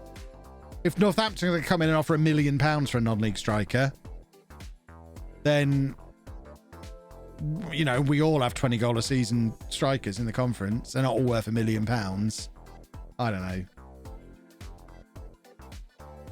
Having a 2PC setup is cool. It's like having 12 monitors. I mean, it's semi-cool. And the idea is cool. In practice, it was just annoying. Audio, but trying to stream the PlayStation, for example, was a nightmare. Because I'd have Discord set up on the gaming PC, and then I'd have the streaming PC, and then I'd have the PlayStation going into the streaming PC. So that meant I'd still need the gaming PC on for the audio from Discord. And Spotify would be on the gaming PC. It was a nightmare. Anyone who watched any of my console streams from back when I was on a 2PC setup, they were impossible. Whereas now, the Switch, the Xbox, and the PlayStation are all plumbed into this PC as well. So if I want to stream any of them, I can just have them on like that and they just work. Not that I stream console stuff very often.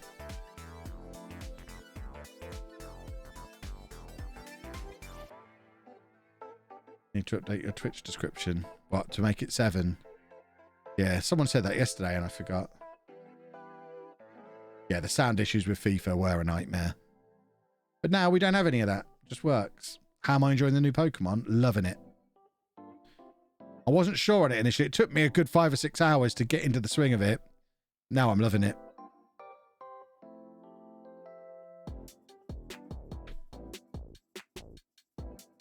How's Fire Emblem going? Oh, don't talk to me about Fire Emblem. I'm so cross with it. I got all the way to the end. I had a rant about Fire Emblem on the podcast this week. There's my posture check. I got all the way to the end of the game. And now I can't do the final battle. I just keep getting wiped out on it. But every battle leading up to it was relatively easy. But because of the way Fire Emblem is structured, there's nothing I can do about it now. I can't go back and level up more because I'm at a point where you can't go back because you can't go back and level up. It's Fire Emblem. It's awkward. But I don't see that. I don't think it's me being incompetent on this final battle. I don't think we're leveled enough to be able to do it. So I think I need, and I haven't kept saves along the way. So I've only got this one save. So I think I'm just going to have to go back and play it again from the start when I finish Pokemon. So annoyed.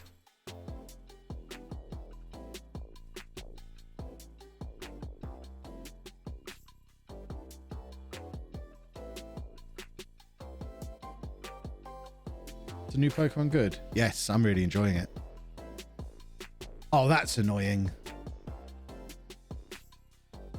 It's very different from a typical Pokemon game. But I'm really enjoying it. We need a big save from Wooster here. We can't be dropping points. We can't be dropping points! Ah!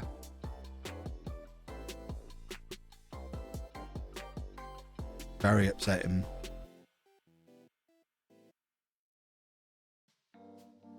$18 points now between us and Port Vale because they are relentless.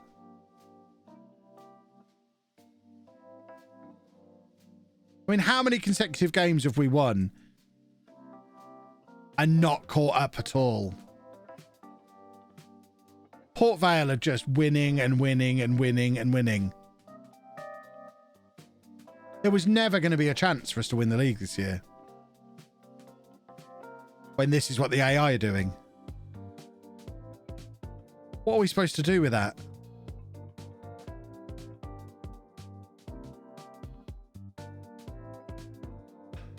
Oh, God.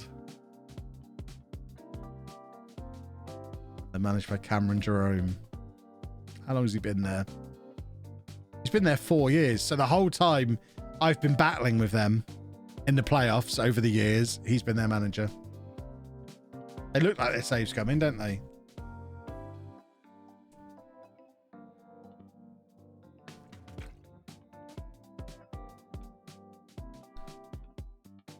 Not sure how Port Vale are in this league to start with. I mean, they've been here for a while. But this is an example of how hard the National League is, because you get a team that slips out of League Two who are obviously good enough to go back up. I mean, look at those points totals. They've never finished below 5th. 80, 77, 92, 95, 81 already after 33 games. They should be back in the Football League already. But because you have that bottleneck of only 2 up, 2 down, they've got stuck down here, and now you just end up with these super powered mega teams that there's no competing with. I bet they pay way more in wages than we do as well. We're paying... Hold on, that's transfer spend. We're there paying 894,000 a year in salary. Port Vale 1.66 million in salary. So they're paying double the salaries we're paying. And they should be in the football. There's no competing with it.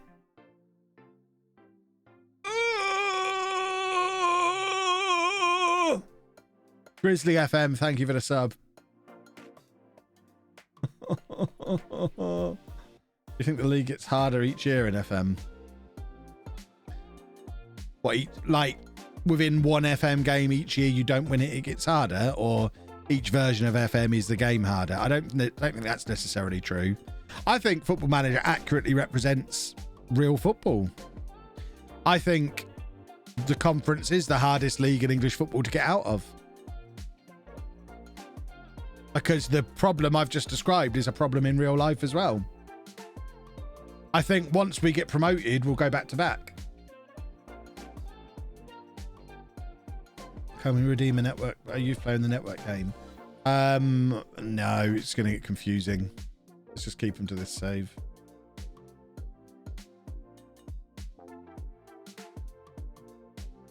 Vale's salary is more than the team I'm managing in the second tier in Italy. I mean, let's compare it to League Two. Let's see how big they are in comparison to a typical League Two team. So if we look at team detailed and salaries, so they'd be the third highest salary. There you go, Notts County, who won the conference last year. Same salary, 1.66 million. That's the same as Port Vale. And they're the third highest in League Two as well. Because they were a mega team who got caught in the National League for year after year after year. And they've gone up, and I imagine they're going to go up again. Where are they? Okay, not quite, but let's go up to League One. So League One, salaries again. I mean, obviously you've got a couple of mega teams in here already. But, okay, so Port Vale and Notts County would be the cheapest, would be the lowest teams in League One.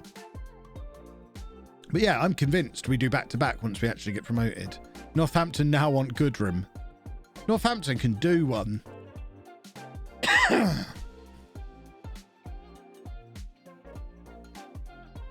Honestly, wish real football was more like the draft mode. Everyone having set amounts and players having set prices. It's more about skill, less about who has the most money. It's American sports, isn't it? That's how it works there.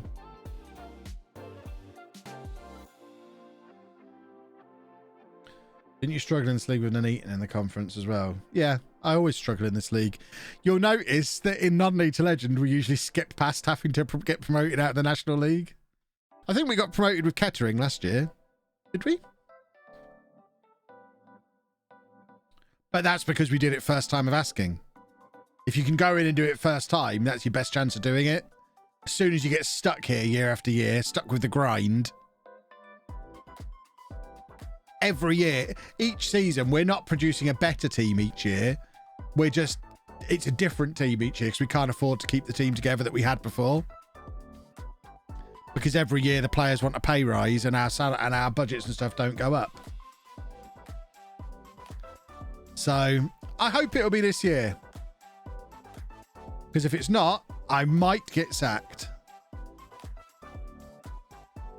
I still think it's harsh that the board are describing this as an underachievement.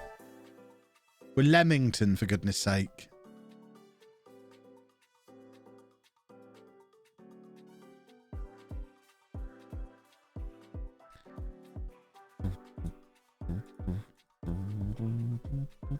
Two-and-a-half-hour meeting coming up, which me like, I can't imagine anything that could need a 2.5-hour meeting. enjoy yourself, but I'm so glad I don't live in that world anymore. The longest meetings I ever have to have now are about 15 minutes. And that's if I'm talking to a brand who really, really want to talk. Normally, I'll just tell them to get stuff in an email for me.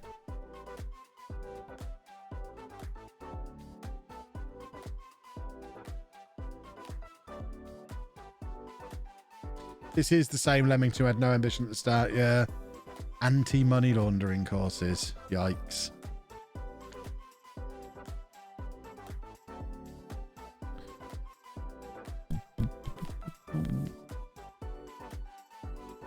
Right, we don't need 2 left backs on the bench. That's just silly. Right, back to winning ways, please. Those showdown meetings are always at least that. Yeah, but only the first half hour of that is a meeting. The rest of it is everyone trying to avoid saying stuff while Ben records them on his Go XLR and then pretends that the conversations are happening. Those meetings go off the rails pretty fast.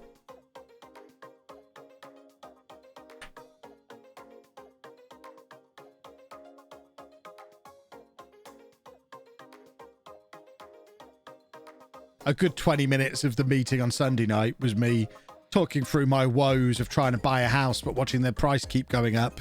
And I can't make an offer until April when I submit my New Year's accounts. And by then, the price of the house will have gone up 3 more times and we won't be able to afford it anyway. And all of us moaning that we're in similar situations.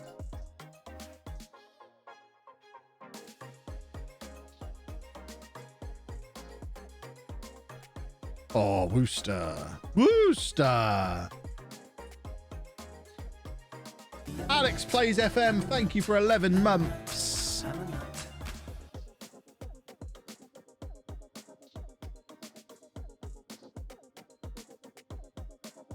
That's not a... I thought they were giving away a penalty there. As it stands right now, we are 20 points behind Port Vale, who have taken the lead against Maidstone.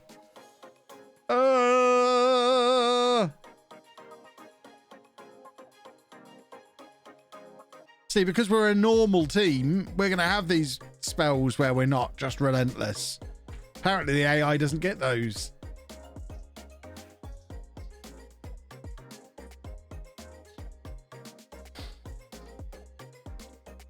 So cross. Sacked in the morning. Maybe. Maybe. If we can make it to the end of the stream not getting sacked, that's an achievement again. I was pretty sure I was going to get sacked yesterday. I'm even more sure I'm getting sacked today. If I'm still manager of Leamington on Thursday, I'll consider that an achievement. Oh, that's a big miss. We can't afford big misses like that.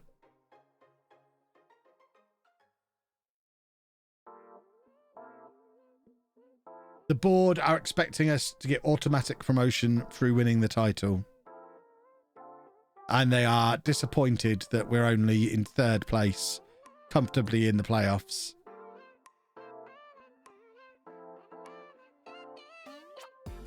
It's a problem.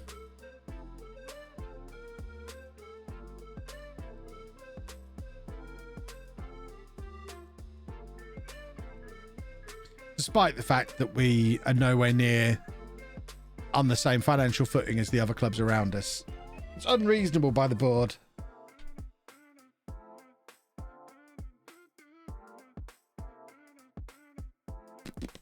mean, we're so far clear of 8th place. We're almost definitely in the playoffs already. But that's not going to be enough for them. And there we've dropped more points again. They're against a team 23rd in the league. Oh, no, it's 23rd we play next. Okay. But still, they're not dropping points. We are.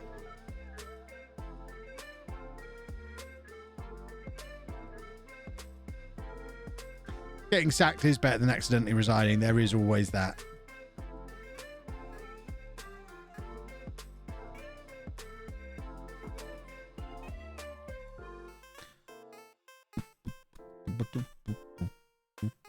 Right, we've got to beat Dover. In a similar situation, the board never wanted more than top half. I mean, that's what the board have been asking for years. They just decided that this year we were going to win the league, but I mean, we've been knocking on the door for a while. I think they've just decided enough is enough. Let's get promoted now.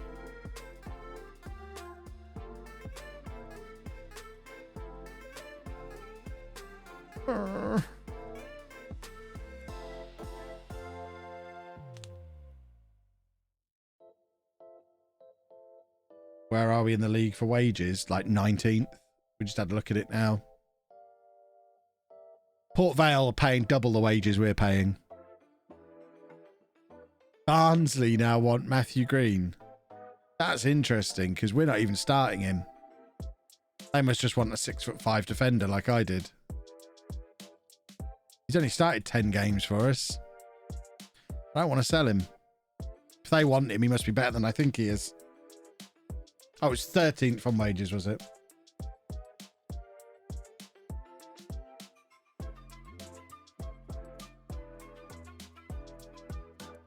Would I consider a saving Derby rebuild save if I get sacked? Yes, it's one of the things on my list. Although I'm potentially saving it for YouTube. After non-league to legend, it's one of the things that's penciled in for a next save on YouTube.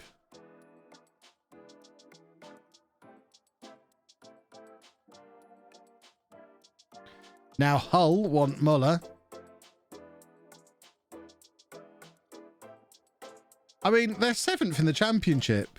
They can offer more than 29 grand. I hate deadline day.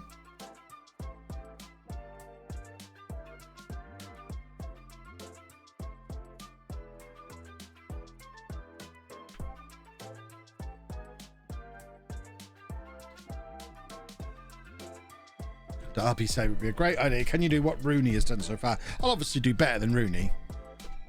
Better looking than him. Therefore, a better manager. Is there any club I dislike so much I'd never take the job? No. The only clubs I'll never manage are Rangers and Celtic. Because I don't need all the nonsense from whichever one I'm not managing.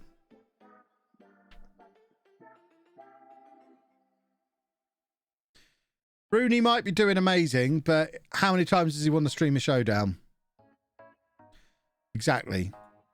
Come back to me when he's Wayne 7 times. Exactly.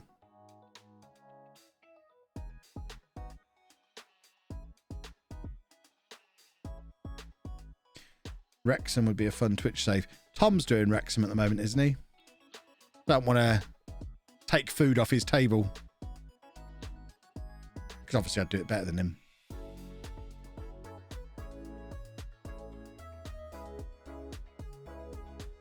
Would I manage McDonald's, Cambridge or Northampton? Yes.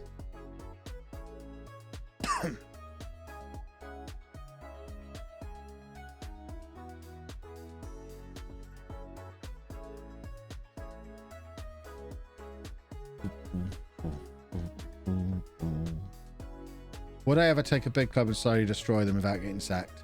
No, because although people think it sounds fun, it's not fun losing a lot. And also, in order to actually do it, it would have to be so slow. Like doing it with Man City as the example you've given, you'd have to finish 2nd for a couple of years, then finish 3rd for a few more years. You couldn't just go straight in and finish 5th because you're going to get sacked straight away. So it would be such boring, slow progress. That's a good finish. Looking very dapper today. Do I not usually look dapper? In terms of difficulty, how would I rate this save the network game? Non-English Legend this year and the Streamer Showdown. This is the hardest. Then the Streamer Showdown. Then non-league to legend. Then the network game is the easiest. Less competition in that.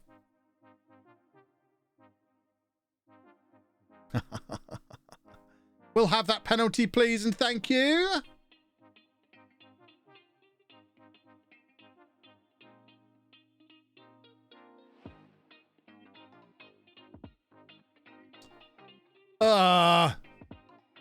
Wrexham's too easy. The owners pile money all the way to the Prem and cover the losses. Do they not And they're not coded to leave at some point because they have only bought them for the short term, haven't they? I thought they just bought them to do a documentary and then they're going to bin them off again. I didn't think they were in for the long term at Wrexham.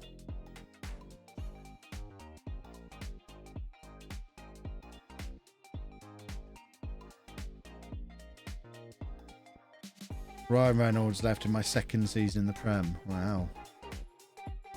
They left in the first season of Tom's Save. Have I ever thought of doing a one-season save on an old FM? No. I have done one-off videos on old FMs. There's a few of them on the channel. Like really old, like the 1982 Kevin Tom's Football Manager. Got a video on that.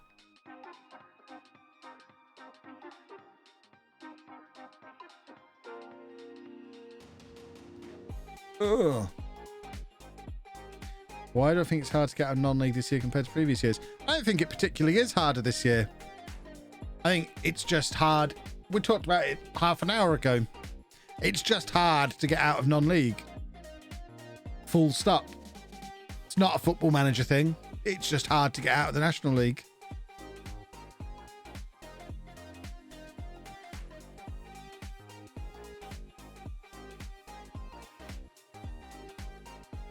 You've not missed the weather today. No, you have missed the traffic, I'm afraid. We haven't done the weather yet.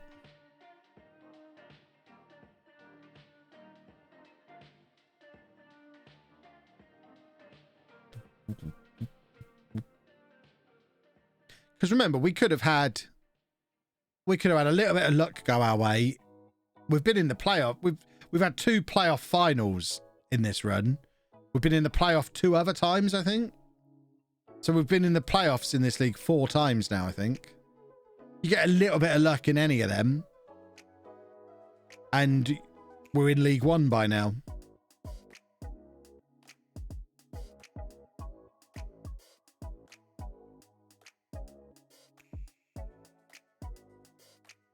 What's on the Wrexham situation if that's all they're in for, a dock in a few seasons?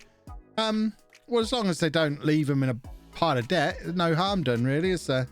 If the Wrexham fans are on board with it, they're having a bit of fun. There's a bit of money sloshing around for the short term. As long as they don't leave them with a pile of debt, then I don't see that there's any harm done.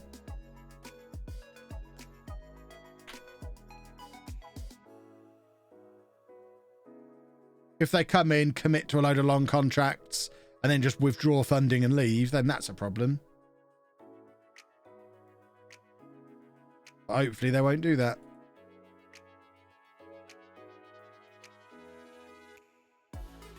And who knows, they might fall in love with the place and stay forever.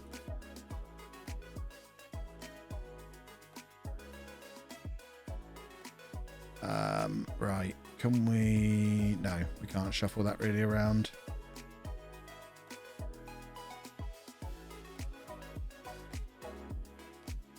I will do a posture check and a hydrate.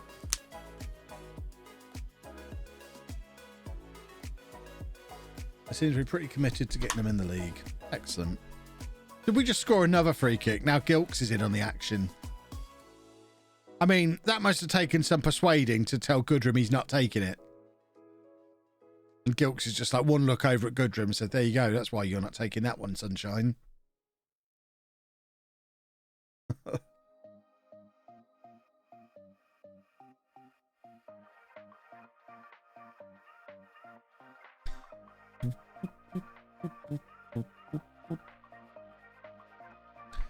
Does someone want to explain this Wraith Rovers thing to me?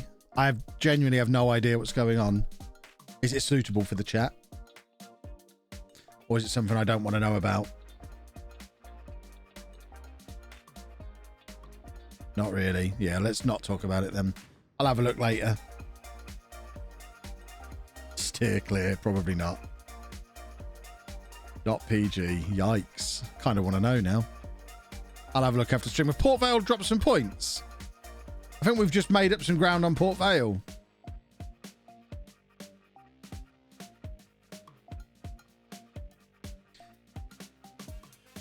First time watching on Twitch. Would love to see boosted youth Posh Champions League winner. I've managed Posh this year. I'm not going back in again. Hull, go away. You're not taking my Muller corners away. Right, did Port Vale just lose a football match? They drew against Shrewsbury. The gap is back down to 18 points again. It's on. That's the start of their collapse. That's what's happening.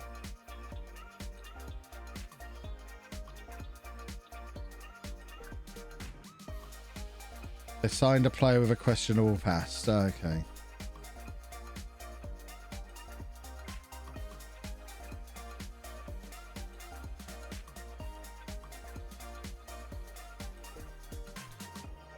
We're in a lot of debt all of a sudden. Where's that come from? I mean, this is the problem with being full-time, I guess. The debts are racking up now. If we don't go up this season, there could be financial problems here.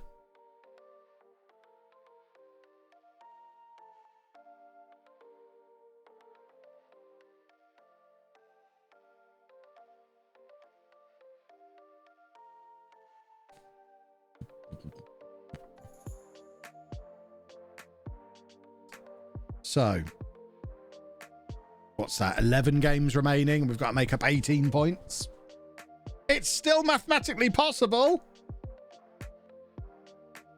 I mean, that's not ideal, is it? We're trying to win automatic promotion and we're setting the record for record number of draws. Sheesh.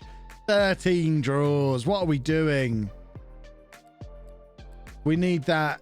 We need that killer instinct.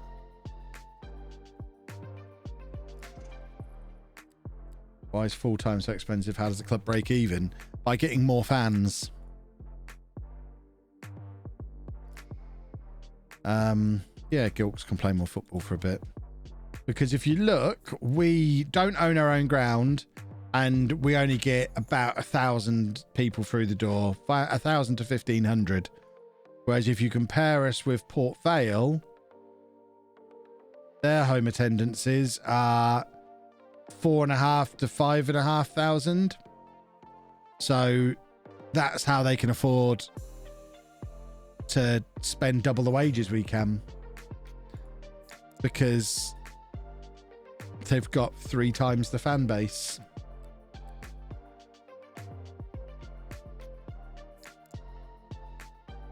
How long is today's Norwich video? I don't know off the top of my head. Norwich length-ish.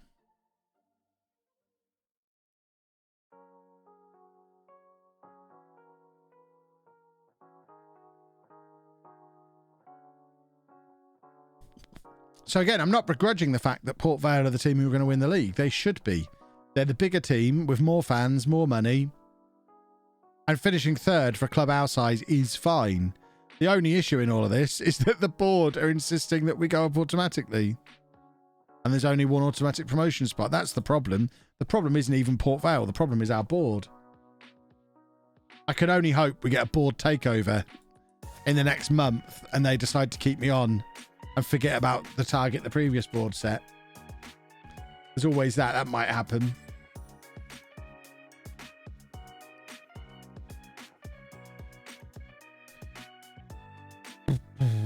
More board must be watching the YouTube save and seeing that the AI went up. Yeah, because they had the luck in the playoffs.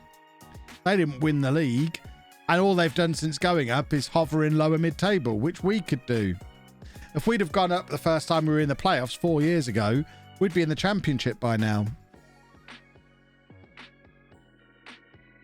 We just didn't get the luck go our way when we needed it.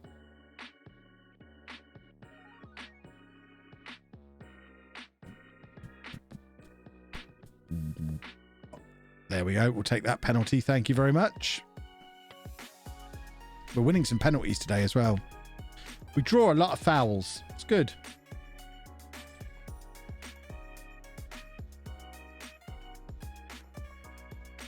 Yes, football.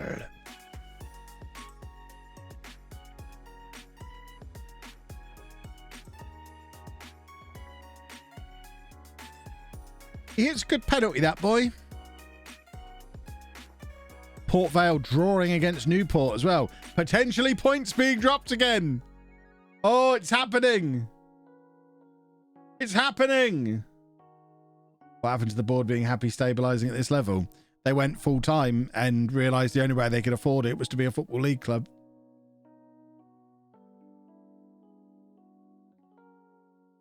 Oh, that's not good. Ah, that's fine though. How many days does it take me to get through a season? What, on stream?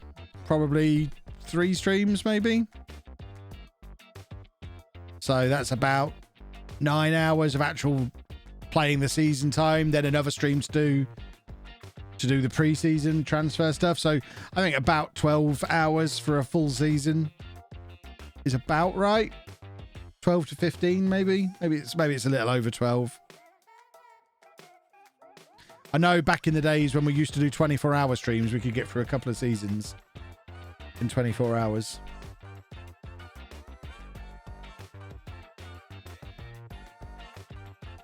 We don't mess around these parts.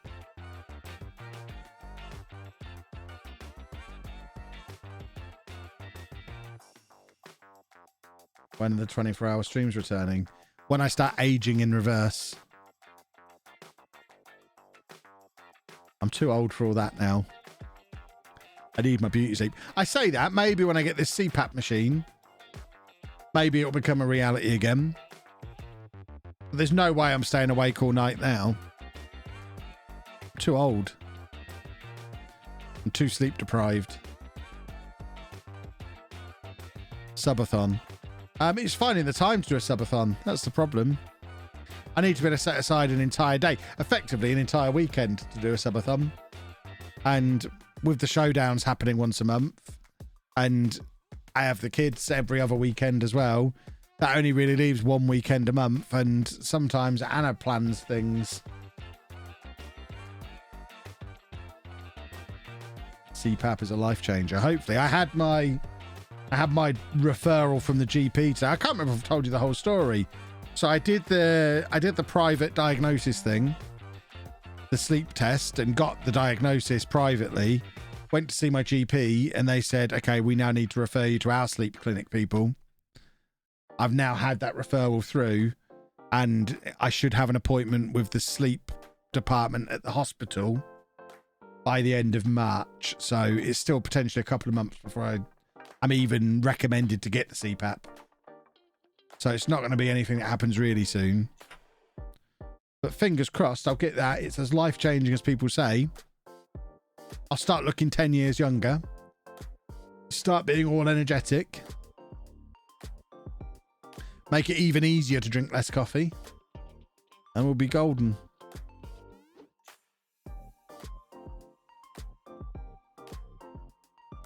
Just to counter snoring. Well, that's a lovely goal. Snoring was the original reason I did the sleep study, because Anna was fed up on my snoring. But as part of that, I was diagnosed with very severe sleep apnea, to the point where, based on that night the study was done, for 24 minutes of every hour, I'm not breathing. It was ridiculous. It was something like,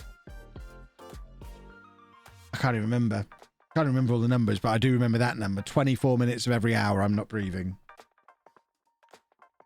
On average.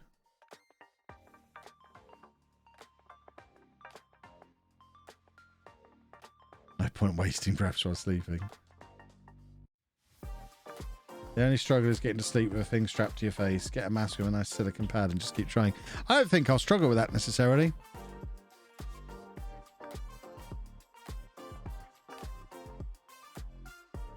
Am I still doing fit by 40? Well, as in, I would like to be fit by 40. Yes. Yeah, so basically 50% sleeping, 50% dead. Yeah.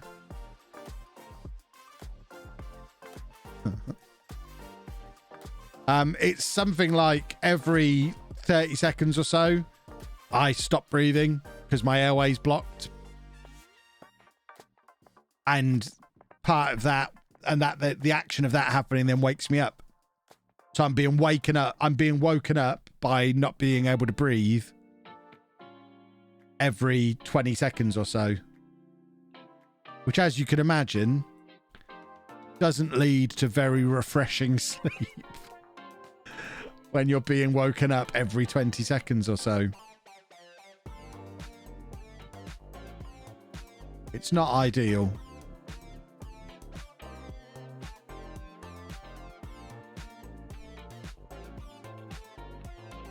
Always thought you were over 40. Well, you are a terrible judge of age then. You have to sleep on your back? No, don't think so.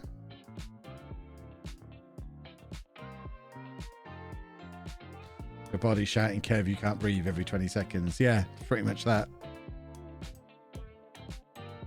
It's a miracle I'm as functional as I am. Because based on the private diagnosis, they were like, I don't understand how you're functioning. You shouldn't be driving because you can fall asleep at any moment. I'm like, well, I'm not excessively tired. I work stupidly long hours. I'm gone midnight every night working. Not so much anymore, but I was until the other doctor told me not to do that because of blood pressure-y stuff. But I don't have any kind of problems with tiredness. I'm probably just used to it. Is it weight related? Not directly weight related, but I don't think the weight helps. But I mean, anyone can get sleep apnea.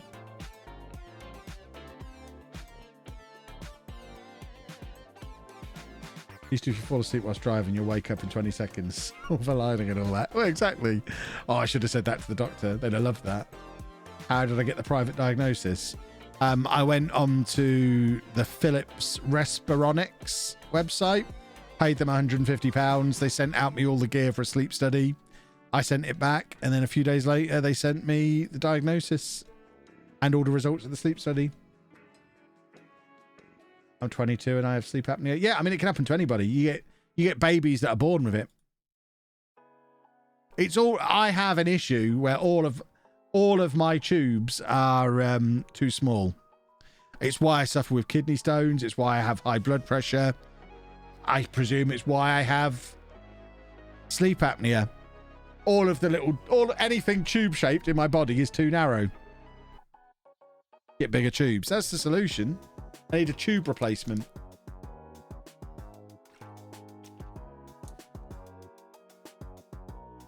Sinus issues are a nightmare. I wouldn't be surprised if I have a deviated septum. Because once I get the sniffles in the winter, I'm coughing. You'll have seen it in my videos over the years.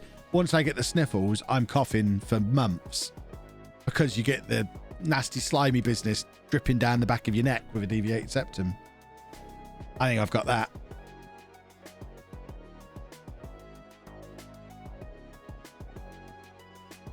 I have both central and obstructive sleep apnea. It sucks. I stop breathing 62 times an hour. I've got the report here. I mean, we'll look at it briefly because I know some of you all perhaps want to see it. I don't think it's got any personal information on it. Have a quick check. I've got my address on. So this is the report they sent me.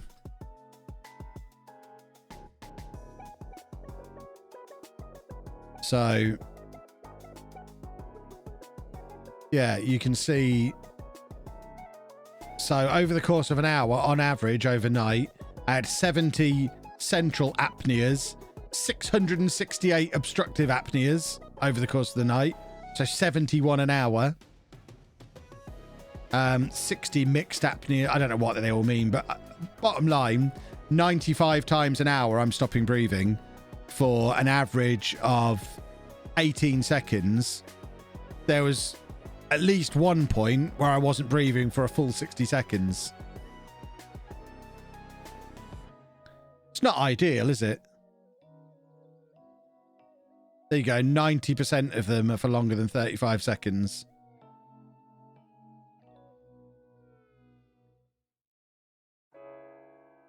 So, yeah. 95 times an hour I stop breathing. Probably need to have that dealt with. Am I awake right now? Apparently. That's what I mean when they're like, well, you must suffer from severe tiredness. I'm like, I don't. I suspect I've always had it, so I'm just used to it.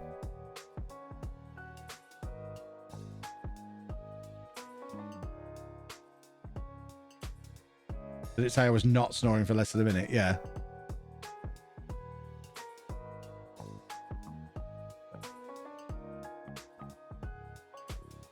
What can they even do about it? You get a CPAP mask, which puts a constant airflow, and basically it's caused by some kind of flappy thing in your throat somewhere. Basically, your throat closes up, but by wearing the mask and having a constant airflow, the pressure of the airflow holds that open, so your airway doesn't close up. So it just the airflow keeps the windpipe, for want of a better word, open at all times and stops it happening. William Nissen, thank you very much for the sub. I recently got a sleep number bed with an adjustable frame. I find 0G mode.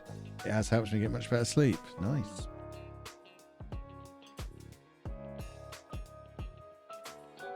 I did a study several years ago at Sleep Centre based in a hospital. A panic alarm went off in the middle of the night. It was a mess. Nice. How am I awake right now? How am I alive? Like I say, I suspect it's always... I mean, I've always been a terrible snorer. Even when I was a kid. My parents would moan about... I mean, I love this. My parents would moan about how much I was snoring. It was never investigated by a doctor, but they would always tell me I snored a lot.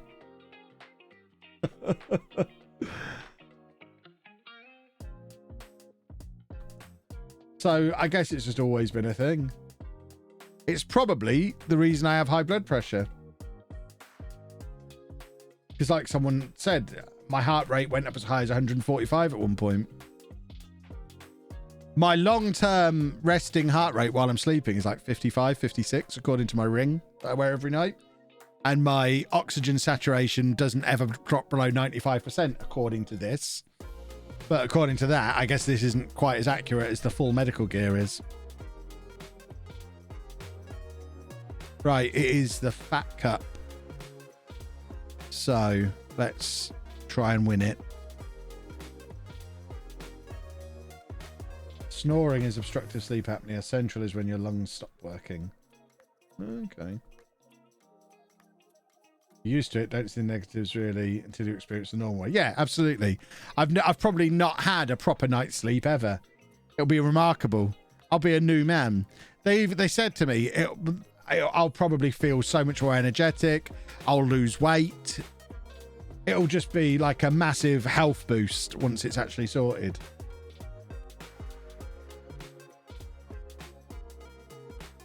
What if you've never known true sleep and with the CPAP you become addicted? Right, addicted to sleep. Then I guess there's worse things to be addicted to. I mean, the CPAP is something I'll have for the rest of my life, which will hopefully be a lot longer for having a CPAP.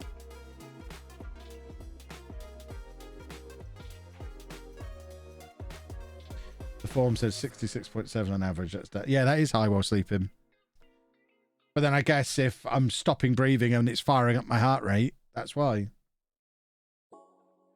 I get sleep paralysis as well. Not as far as I know. Would I know about that? I don't really know what that is.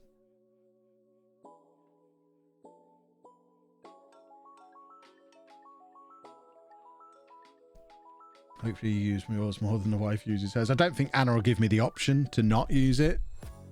Because if it stops me sleeping... It stops me snoring... The moment I snore, she'll smack me in the head and tell me to put my mask on.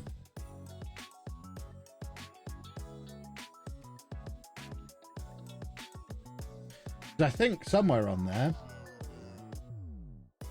it said my oxygen saturation got to like got as low as like 75% at one point, which obviously is like dangerous. I'm sure I read that on this form. So obviously if I'm dropping down to... Yeah, lowest, that's what that is, isn't it? Lowest oxygen percentage during sleep, 74. So if my oxygen's going down to 74%, that's going to really fire up my heart rate. Because it does go as low as 46.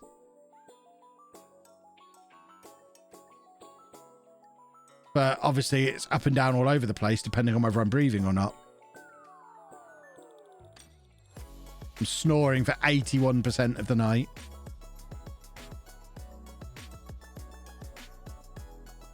No wonder I wake up most mornings and Anna's not there because she's gone down to sleep on the sofa.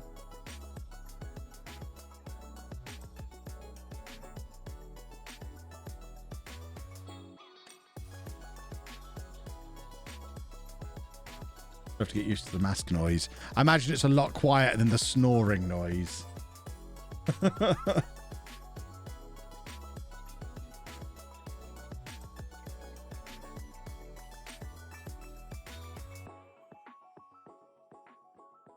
I'm honestly surprised Anna hasn't murdered you anyway with the snoring. Oh, no. But I'm hoping that all of the health issues I've had can all kind of tie back into that. And if that's the root cause of everything, if I can get that sorted, then hopefully it helps with everything else. Because, like, I don't exercise as much as I should because I'm knackered all the time, as you can imagine. Looking at that, it's pretty hard to motivate yourself to get up and go and have a walk when you're tired.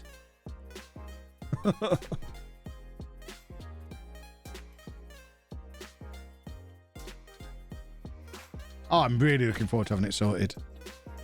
Everyone I've mentioned it to has talked about how life-changing it is, and I cannot wait. I was actually hoping by going private it would be a bit faster. I thought it would be as simple as, right, I've got the diagnosis, can I buy a machine off you and just get it immediately? And they're like, it doesn't really work like that. You need to go to your GP and get referred through properly. Normally people come for the private diagnosis because their GP hasn't taken them seriously with it. Whereas I was hoping it would literally be, right, diagnosis, now give me a machine, I'll have it by the weekend sort of thing. But now I've got a couple months more of waiting potentially. Which, it's not ideal, but then I've waited 39 years. I can wait a little bit longer. Right, we are still in the Fat Cup, boys and girls.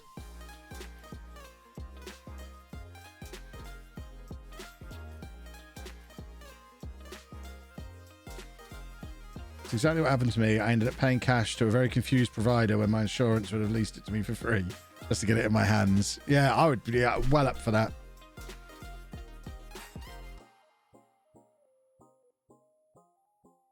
Yeah, if anyone works for a CPAP company and is willing to sell me a machine right now, I'll buy one just to get me through the next few months until I get my one through the NHS. I just want it sorting. Because quite apart from anything else, it's pretty scary looking at that, thinking, geez, you know, I could just die in my sleep. Oh, what's this? Okaranko's backed manager Kevin Chapman to remain in the Butts Park arena dugout. The poacher has revealed that he believed Chapman was doing a good job and it was important to see the club maintain continuity by offering him a new deal. Francis, you beautiful specimen. The board are still disappointed, but give me a new contract. Yeah. Love that. Yeah, Posh have sacked their manager again. It keeps happening. Manager Martin Dubravka at Posh. I mean, again, I'm pretty confident I would get that job. They're going to be in League 2 by the time we get there. See, this time, Matthew Everington's the caretaker manager again. Last time, it was Simon Davies. There you go. It's usually Everington. Simon Davies there. Got his 16 days, but now back to Everington again. 113 days Dubravka lasted. That is a poisoned chalice right there.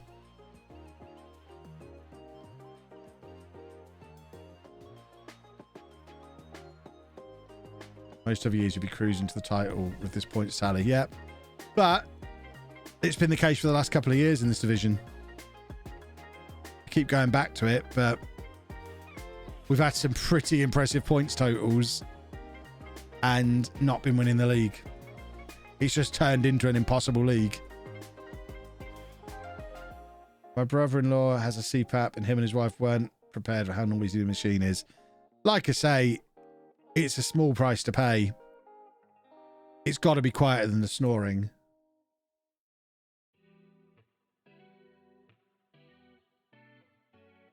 Must be quieter than the snoring. Unless it's like petrol powered. It's got to be quieter than the snoring. Yeah, and also better than dying, exactly. Ultimately, in the long run, even if we end up having to sleep in separate bedrooms long term, it's better than being dead.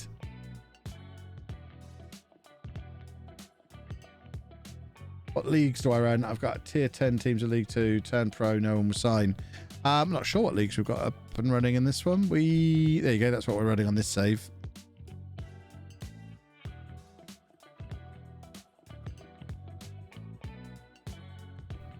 My mouse has, the space button on my mouse has stopped working again. It seems to happen at this kind of point every stream. It just gets through a couple of hours and it's like, nah, you're going to need to remind me what I do. I'm just a button. I don't know what I'm supposed to do. Got a CPAP and it's quiet. I felt drunk when I woke up the first day I used it because my brain wasn't used to having oxygen overnight. Oh, God, I haven't been drunk in like 5 years. I won't know how to cope with it. I'm like an excitable little numbnuts at the best of times. Can you imagine me fully oxygenated?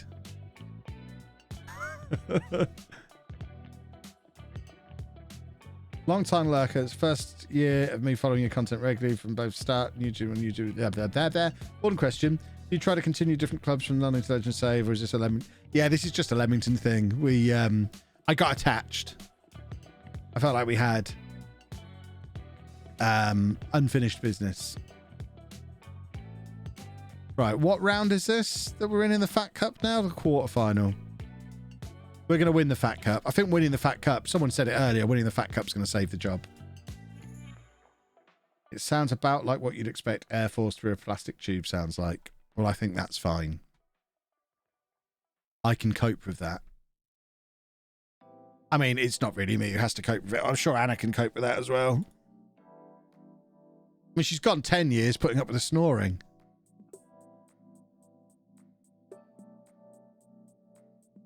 On your stats, you're having about 85 apnea events per hour. My app tells me CPAP reduces the apnea events to 0.2 per hour on average. Wow. What? And how many? Do you know how many you were having before? Just what a difference that sounds like it makes. I feel bad for your fellow FM streamers when they have to deal with an oxygen high curve gloating at his 8th showdown win. Yeah, exactly. I'm just going to start calling myself Mr. Oxygen. In a year's time, when I'm sat here looking 25, having dropped 100 pounds and full of energy, just finished a marathon, posted my before and after pictures all over Twitter like Foxy. It's all thanks to this thing called oxygen. This year I discovered oxygen. I'd lived the first 40 years of my life without it. But now I have some oxygen. Look at me go. Kev's tip to life longevity: try and consume as much oxygen as you can. It's great. I'll write a self-help book. How oxygen... It's going to be a vlog title. How oxygen saved my life.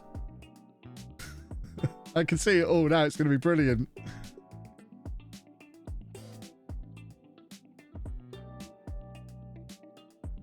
So maybe there'll be enough. Well, that's where this conversation started from. Maybe after a couple of months on the old oxygen, I'll be able to do a 24-hour stream again. I'll feel fit and healthy all night long. Get an O2 sponsorship. I'll have to switch my phone to O2. Maybe the reason I have this is because I've been on Vodafone for so long. Maybe a switch to O2 is in order.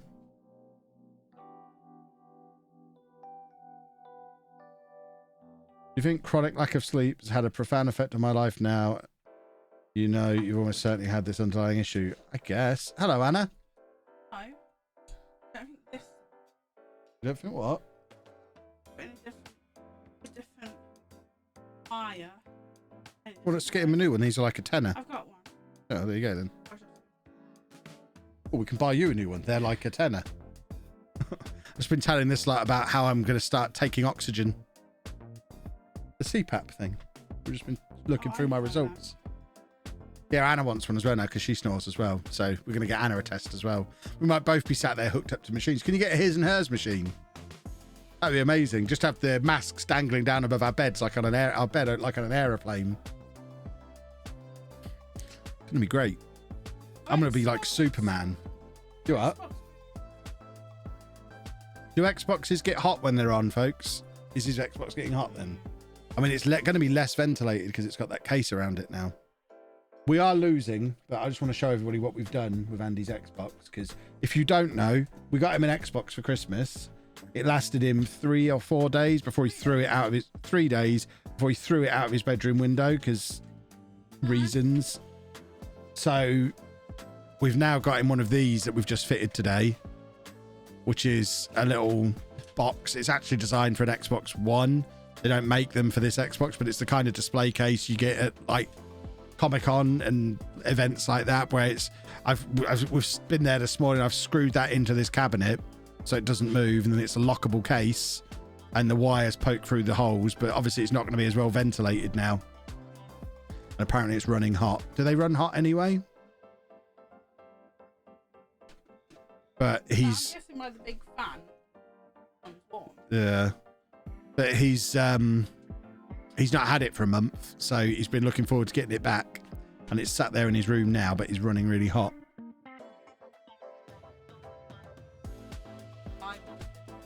Apparently they do run hot. Yeah, and it's 3 days old. It hasn't hot. I mean, does it sound like the fan's on? Because although it might be working, if the fan's broken...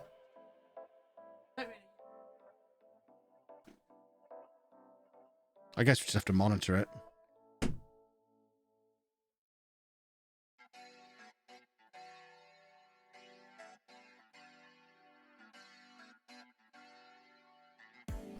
Anyone being a wang? Can the mods deal with people being wangs? Like, for a start, this wang is getting a permanent ban. You suggest throwing someone's kid out of a window, you get banned, you cretin. There you go. That's you done. Yeah. Anyone else want to come at me? Because I'll just deal with you, you absolute morons. We had reasons. We just don't know what they are. Yeah. But we've done a month of, you need help, what do you do? Yeah. Let's get mummy. For those of you not aware, he is autistic and has a learning disability. So it's not that he's just a grumpy teenager and threw his Xbox out the window because he lost at FIFA. Oh, he likes to play pussy. Yeah. They're the best.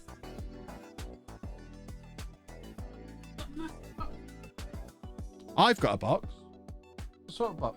Show me. That might be my shredded wheat thing.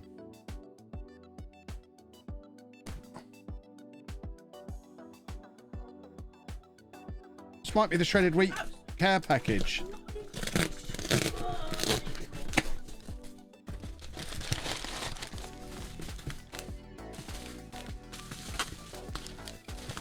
I don't know what this is. Hold on, we're going to just go full screen for a second. Because I have no idea what this is.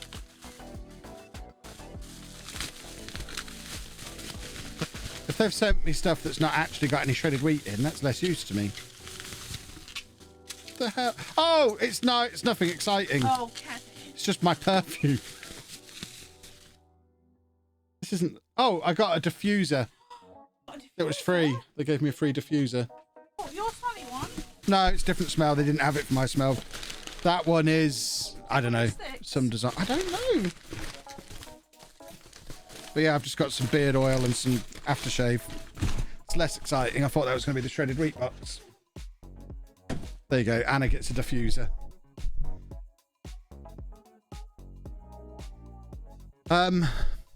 There we go. Best smelling streamer on Twitch. You're damn straight. I smell good. Anyone who's on TikTok will know, you'll have probably seen the adverts for, I can't remember what they're called. Hold on. This isn't an advert. I bought all this, but it's the Essence Vault. They basically do knockoff versions of designer perfumes and aftershaves and beard oils and things. But this one it's just a really nice flavor. It's like, I think it's vanilla and tobacco. It just smells really nice. So I have the same aftershave and beard oil. I just bought a load of it in bulk because I'd run out of beard oil. I don't think so. Dave, get out of the way of the light. What are you doing? You're supposed to have a pink light behind us. There we go. We are getting thumped here, by the way, against a team who are 16th in the league. This isn't part of the plan. We've all been distracted by shenanigans going on. Theodros is almost fit enough to play again. How the other half live? 3 diffusers. I would have saved it for Valentine's Day. I mean, she knew I was ordering the beard oil and the aftershave, so if she'd have seen something from the same company, she'd have guessed it was a freebie.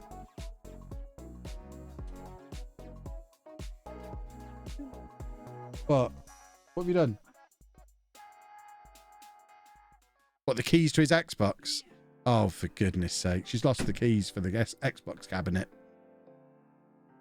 Why have we dropped down to a balanced mentality?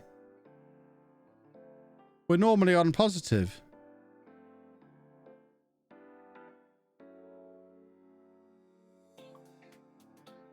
Oh, now Goodrum's picked up an injury. The wheels have come off. Guess the Xbox lives in that box now. Yeah, guaranteed the power cable comes unplugged. She needs to find it. Because the other thing is, if she's left the keys in his room, then he can just unlock it and throw the damn thing out the window again. Ah! Although I have changed. You found them. I have had to change the handle on his windows. Actually, we didn't have a key for his bedroom window. So I've changed the handle on his window. So we've now got a locking window. And bought the cabinet to put the Xbox in. Yeah, the Xbox box. It's the Series S, so yeah, it's just downloaded. It doesn't have a disk drive in it.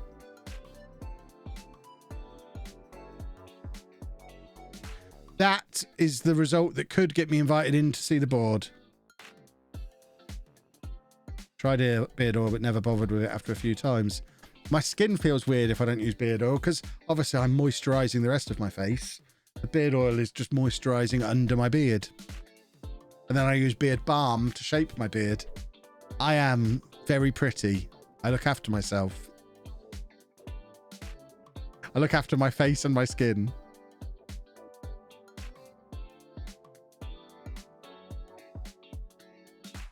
Right. That was a problem result.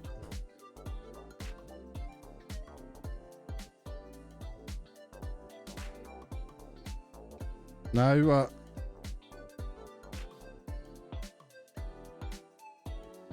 Ha! Can't tell you about it either. It's a secret, but it amused me. Don't think you'll get sacked as long as you can still get promotion via the playoffs. I hope that's the case. You're very pretty. Thank you.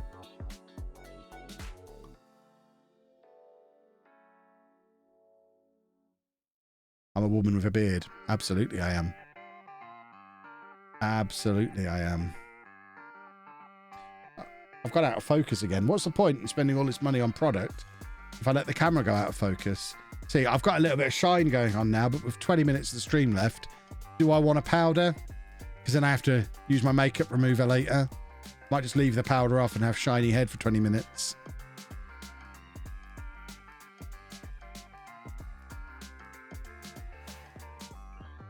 Is this going to be the 99th time lucky in the playoffs? Maybe. Goodrum. I mean, Goodrum picked up a knock in that last game, so probably is wise to rest him for a week from training, let him recover. He's such an important player. Get on the powder. Go on then, we'll put some powder on. Only powder if it's a sponsored product. It's not, I'm afraid. But it does take the shine away.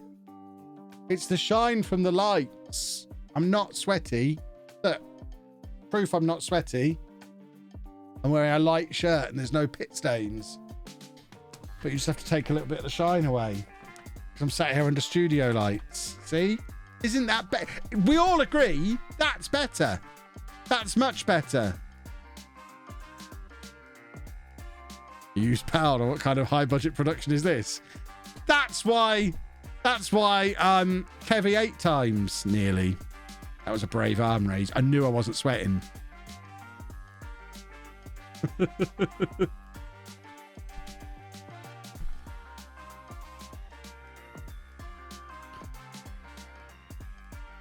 I haven't picked a new tuxedo yet. I'll have one before the next showdown, don't worry. Gonna be completely honest, it is better, but if you hadn't said anything, I wouldn't have noticed. Yeah, exactly. But I normally do it before the stream, but I didn't today. And I just looked in the viewfinder thing and thought, oh, well, there's a bit of shine going on there. It gets done before my videos as well. You gotta have production quality.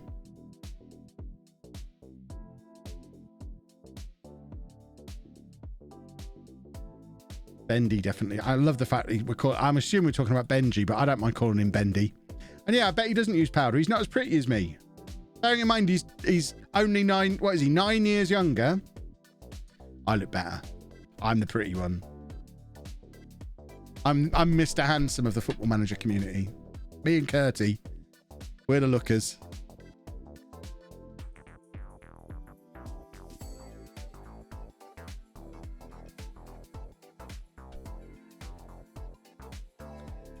Sure, you've got all the help in the world, but as I'm a 22-year-old who's dealt with autism all his life, I know the difficulties. If you ever need advice from autistic perspective, then hit me up. Will do. Won't be sweating as much when he's sat on the egg. Yeah, exactly. Right, we've got to win this one, boys and girls. We absolutely have to win this one, or it is disaster time. We have still got such a small squad of players. Oh, Andy's in, so he's going up there to use his Xbox for the first time since last year. That'll be him now for the day. He's got Train Simulator, Train Sim World, Bus Simulator all on there, because he had an Xbox One previously, which he never had a problem with. He got the Xbox Series S, had it for 3 days, and something went wrong and it got thrown out the window. But because of that, we didn't give him his old Xbox back either, so he's been without an Xbox for a month, which means he's not been able to play any of his simulator games for a month. And he loves the simulator games. He'll just sit there playing sim games until we tell him to turn it off now.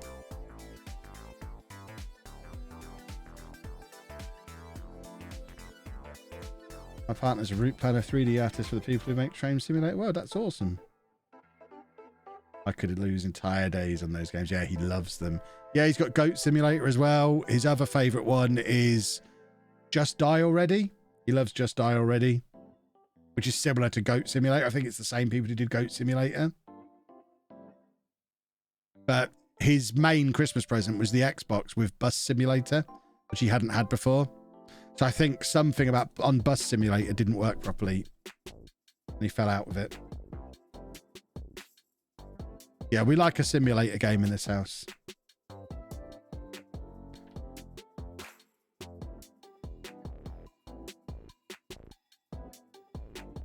Right, finally, hopefully we're going to be back in a goal. Back in a goal. That's what they call it. Oh, God, this is nuts. I thought we were in blue. Because our away kit is blue. We're losing. What on earth? What's going on? This whole first half, I thought we were the team in blue. Why are we wearing our home kit away from home? Oh, God. We were waiting for Port Vale to have it all go wrong. It's all going wrong for us. Attack. Theodros should have been taken off at half time, but we need a creative spark. Oh, no, no, no, no, no. How have I won 7 showdowns? Because I'm special.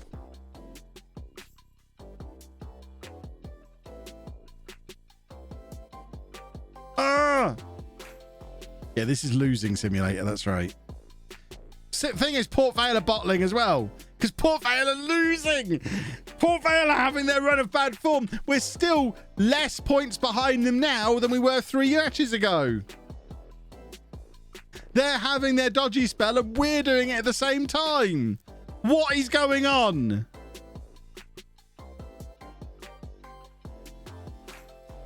Yeah, they're letting me get a full 3-hour stream out of it before I get fired. Ugh.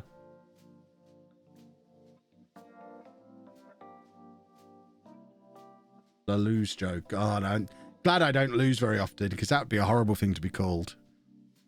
6 years I've been doing this. That's the first time I've heard that. Don't want to make a habit of that. Should really take Theodros off, actually. We'll do this. That'll do.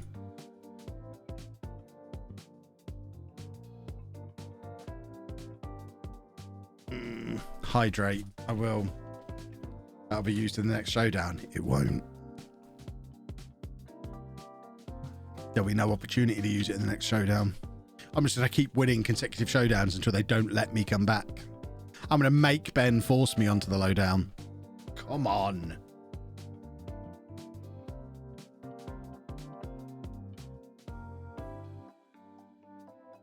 I haven't ruined Theodros. This is his first game he's played since his new contract. I don't know what Anna's saying. She sent me a really long message. I'm hoping it's not a panicked one. Oh, she's just telling me she's going to stay up there in our room, just listening out for him, which is probably quite wise, just to see how he gets on with it.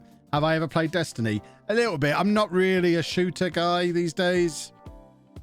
Like 24-hour streams, it's something I think I'm just a little bit too old for. I don't have the reaction speed to play FPS games. I just get absolutely battered. Back when Fortnite was the big craze, I must have played Fortnite every night for like 3 weeks and never won a game. I just don't have the reaction speed for FPS games.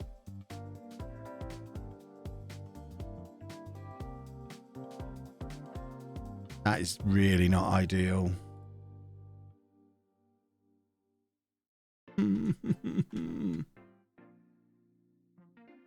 like it when Matt said Kevin Chapman's a nice person. LOLLUJO is not. Yeah, he says that to me a lot.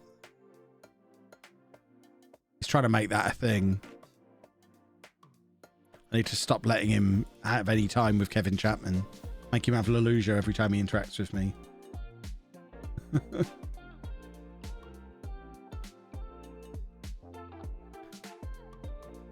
Right. We have now got an even more difficult game. I mean, that shouldn't have been a difficult game. Chippenham were 23rd, and we just barely came away with a draw. Now we've got to play Woking, who are one place below us in the league. We lose here, we drop down to 4th. And if we drop down to 4th, that's a problem, because the way the playoffs work, 2nd and 3rd get a bye in the quarterfinals, go straight into the semi-finals, and they're at home in the semi-finals. There's a massive advantage for finishing 2nd or 3rd. If we end up finishing 4th, the playoffs get a lot more difficult.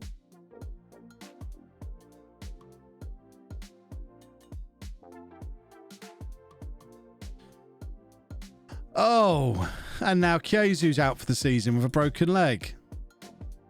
I guess Gilks will be starting for a while then.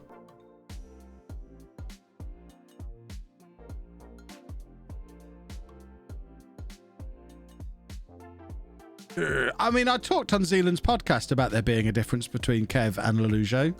I think there's a difference between Ben and Dr. Benji, or Matt and Nerdphonic. I think, by and large, most people's real personality would be a bit boring on a stream. You have to dial it up. You have to over-exaggerate. You have to be... The idea is you're trying to entertain, aren't you? If I was just sat here being a normal person... I mean, I'll level with you. When I'm playing Football Manager and there's no camera on me, you'll rarely see me go, yeah! But when I'm making a video, I will. Because I'm over-exaggerating everything to make it entertaining. Right, Goodrum can get back in the team. Or back on the bench, anyway.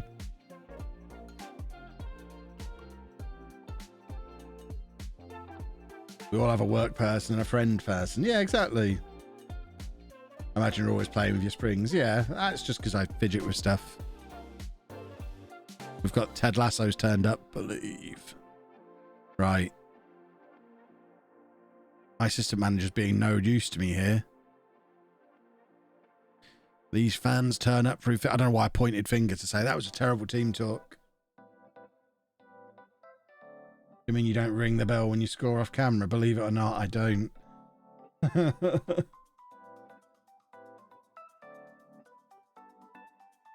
And if you compare my first couple of videos to the way my videos are now, you'll see how much the LOLLUJO persona has developed. Kev hasn't changed very much in 6 years, but LOLLUJO's entirely different to what he was like 6 years ago. Because like I said to me and Zealand had quite a long chat about it. You try different things, and then when something works, when something gets a good reaction, you do it more. Like the bell thing. It was just sat on my desk because I had this when I was a teacher. So when I stopped being a teacher, I brought all my stuff home, plonked it in the garage. I had a big corner desk situation back in the garage. So it was in a box in the garage, and I scored a goal and just, it was there. So I rang it. The crowd went wild. It became a thing.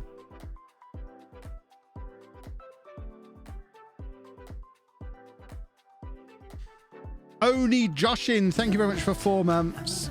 Where did LOLLUJO come from? Secret. It's because I like Pepsi. You can listen to Zealand's podcast on Spotify, I think. I don't know if it's anywhere else. If you just type Zealand into Spotify, you'll find it. It's the most recent episode on his podcast, I think.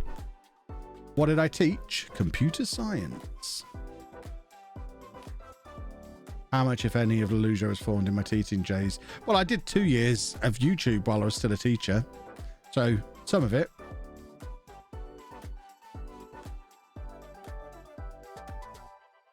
I should like 7-Up. I'll change it.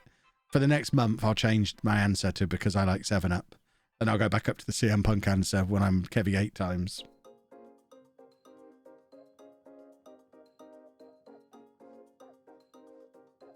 How did students react to my YouTube career? They mocked me for it. You know what teenagers are like. Especially when they found out I was leaving to do it full time. And at the time, I only had like 10,000 subscribers. They're like, you know, you can't like be doing this full time with only 10,000 subscribers. You need like 1 million subscribers to do it full time. We'll see. You little turd. We'll see. Painted his wagon, didn't I?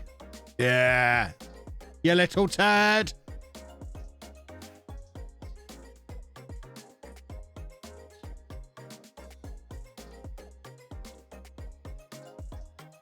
What did my colleagues make of it? They thought I was insane. Double insane. You know, insane for doing an intense full-time job like being a teacher, then going home and basically doing another full-time job. That's pretty time consuming. And then they thought I was even more insane when I quit my nice stable job that for a lot of people, because the thing with teachers, for a lot of teachers, it's all they ever wanted to do.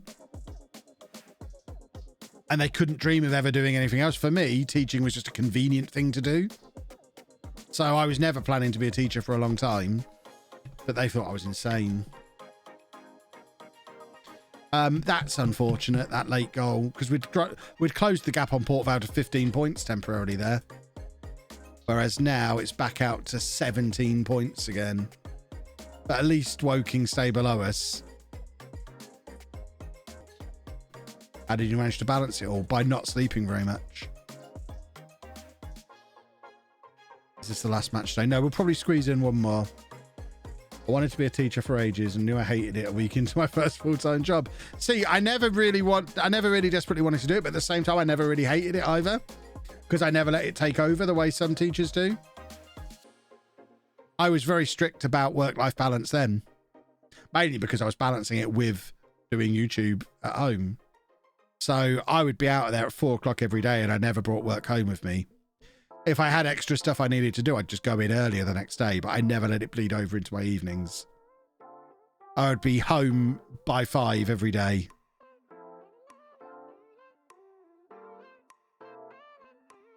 Did I see myself becoming an entertainer? I don't know if I'd have used the word entertainer. When I was a kid, I really wanted to be a radio DJ. That was the dream. And I guess this is the modern day equivalent. Because I guess that, I mean, I know there are still radio DJs out there, but it's kind of a dying art, isn't it? So I guess I'm just doing the modern version of what I wanted to do as a kid. Yeah, just cut the video feed, then this is the radio.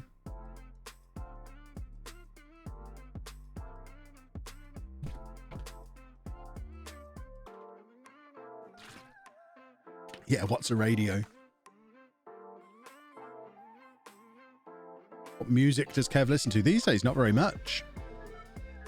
My Spotify daily mixes are basically stuck 10 years in the past because I just don't have time for new music anymore. It's, you know, the reason I managed to fit so much in is because I don't sleep as much as I should. I don't really watch TV. I don't really listen to music. So it's all like 2010s, not 2010s, well, a little bit late 2010, early 2010s maybe 2000s indie is where my music is stuck. So there's a lot of White Stripes and Strokes and Arctic Monkeys and Block Party and Muse and, you know, that kind of thing. That kind of enormous genre. That's where my daily mix is stuck and probably always will be because I don't ever listen to any new stuff.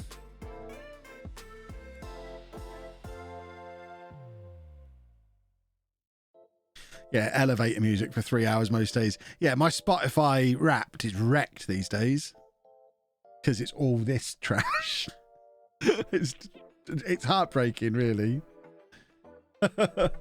Yeah, oh yeah, Radio X. If I'm listening to the radio, I listen to Radio X. Yeah, the Radio X playlist is basically my daily mix. They're interchangeable. If Radio X are listening, I want to give me a job. Please and thank you. Toby Tarrant interviewed me on telly once. There you go. I'll go and work with my old mate, Toby.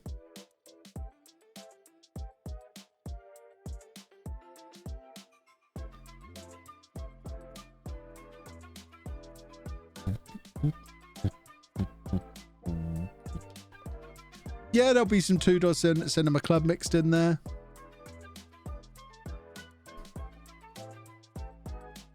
My Spotify rap was ruined by my son constantly putting nursery rhymes on. Nice. Come on. Oh, Conte. Is that onside? Referee, keep your whistle to yourself. I think that counts. How do you know what you can listen to on Spotify that's not copyright?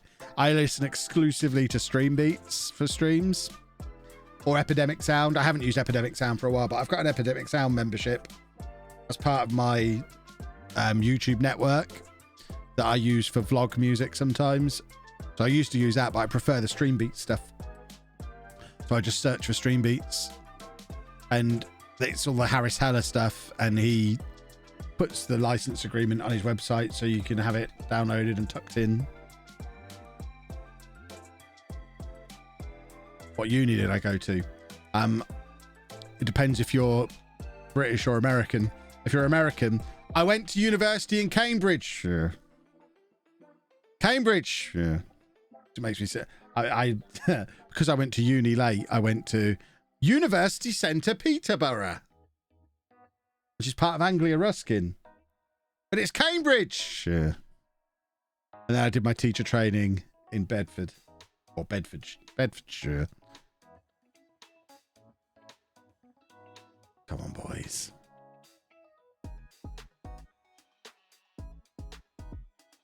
How's Leamington doing? We are great. That's how we're doing. Should do a family Spotify and have a separate work. And I do that. See, that's the annoying thing. I do have a family Spotify.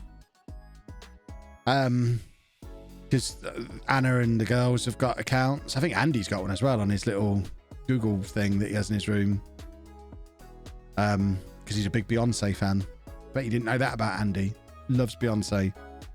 But I never thought to do that. And plus, I wouldn't want to keep logging in and out because, like, I use Spotify when I'm just sat here doing some work. I'll have Spotify on, and I wouldn't want to have to keep changing between the two.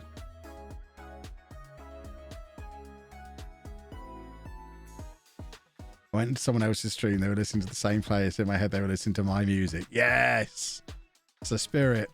Right, we're 3-1 up. This is going to be the last match of the stream because Non-League to Legend Transfer Special is out at 4 o'clock. So we're going to need to... We all need to have time for a quick toilet break before that comes out. Oh, that's some poor defending. If you weren't in the stream, a little reminder, there's not going to be a stream tomorrow because tomorrow afternoon... Yeah, it's tomorrow afternoon. We've got an important meeting thing for Andy. So no stream tomorrow. Thursday, there'll be no afternoon stream because the network game is going to be in the evening. So 7 o'clock kickoff of the network game on Thursday. And then we'll be back into this save on Friday afternoon. Same sort of time, Friday afternoon. And hopefully we'll make it through to the weekend without getting sacked. But we should finish the season on Friday. One way or the other, we'll know my fate. We'll either be a League 2 team. I think there's only 2 potential outcomes. By bedtime on Friday, we're either in League 2 or I've been sacked. I don't think there's any in between. Which is not ideal. My 3-year-old randomly comes out with a Radio X jingle. Andy does that as well, because in the car we always have Radio X on, unless Anna gets near the radio. But I'm the driver. I get to choose the radio. There's 3 things that play in the car. Radio X, or Jack Bates podcast, or No Such Thing as a Fish podcast, because they're the only podcast me and Anna both like.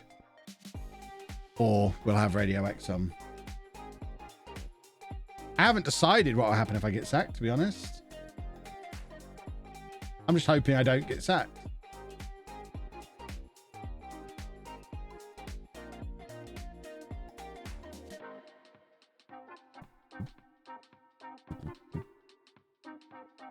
That's the worst penalty I've seen Chang take this season. And bear in mind, he's missed one. That's saying something. That was a poor penalty and he got away with it. Oh, Smith is broken. Get Warren on. Absolute 90s in short bursts is great as well. Haven't tried it. If we're ever heading towards Nottingham, she insists we put on Gem. Anyone who's from the Nottingham area.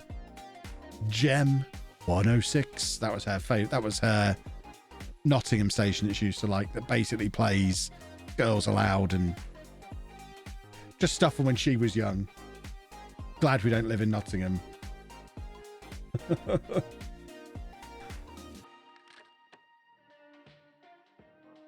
Right, boys and girls, we're going to wrap things up there.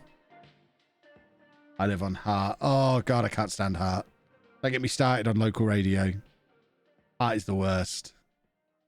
Right, we are going to end things there, though. We've got the Fat Cup quarterfinals starting the stream off on Friday. And then, like I say, we will finish the season. Only 6 games remaining. We're only 17 points behind Port Vale. We'll be fine. We're a C. A C is okay. A C is fine. Enjoy Non-League to Legend in 4 minutes, boys and girls. I had to do a sensible transfer window, and I'm still unhappy about it. I will see you again on Thursday for the network game. Toodle pip.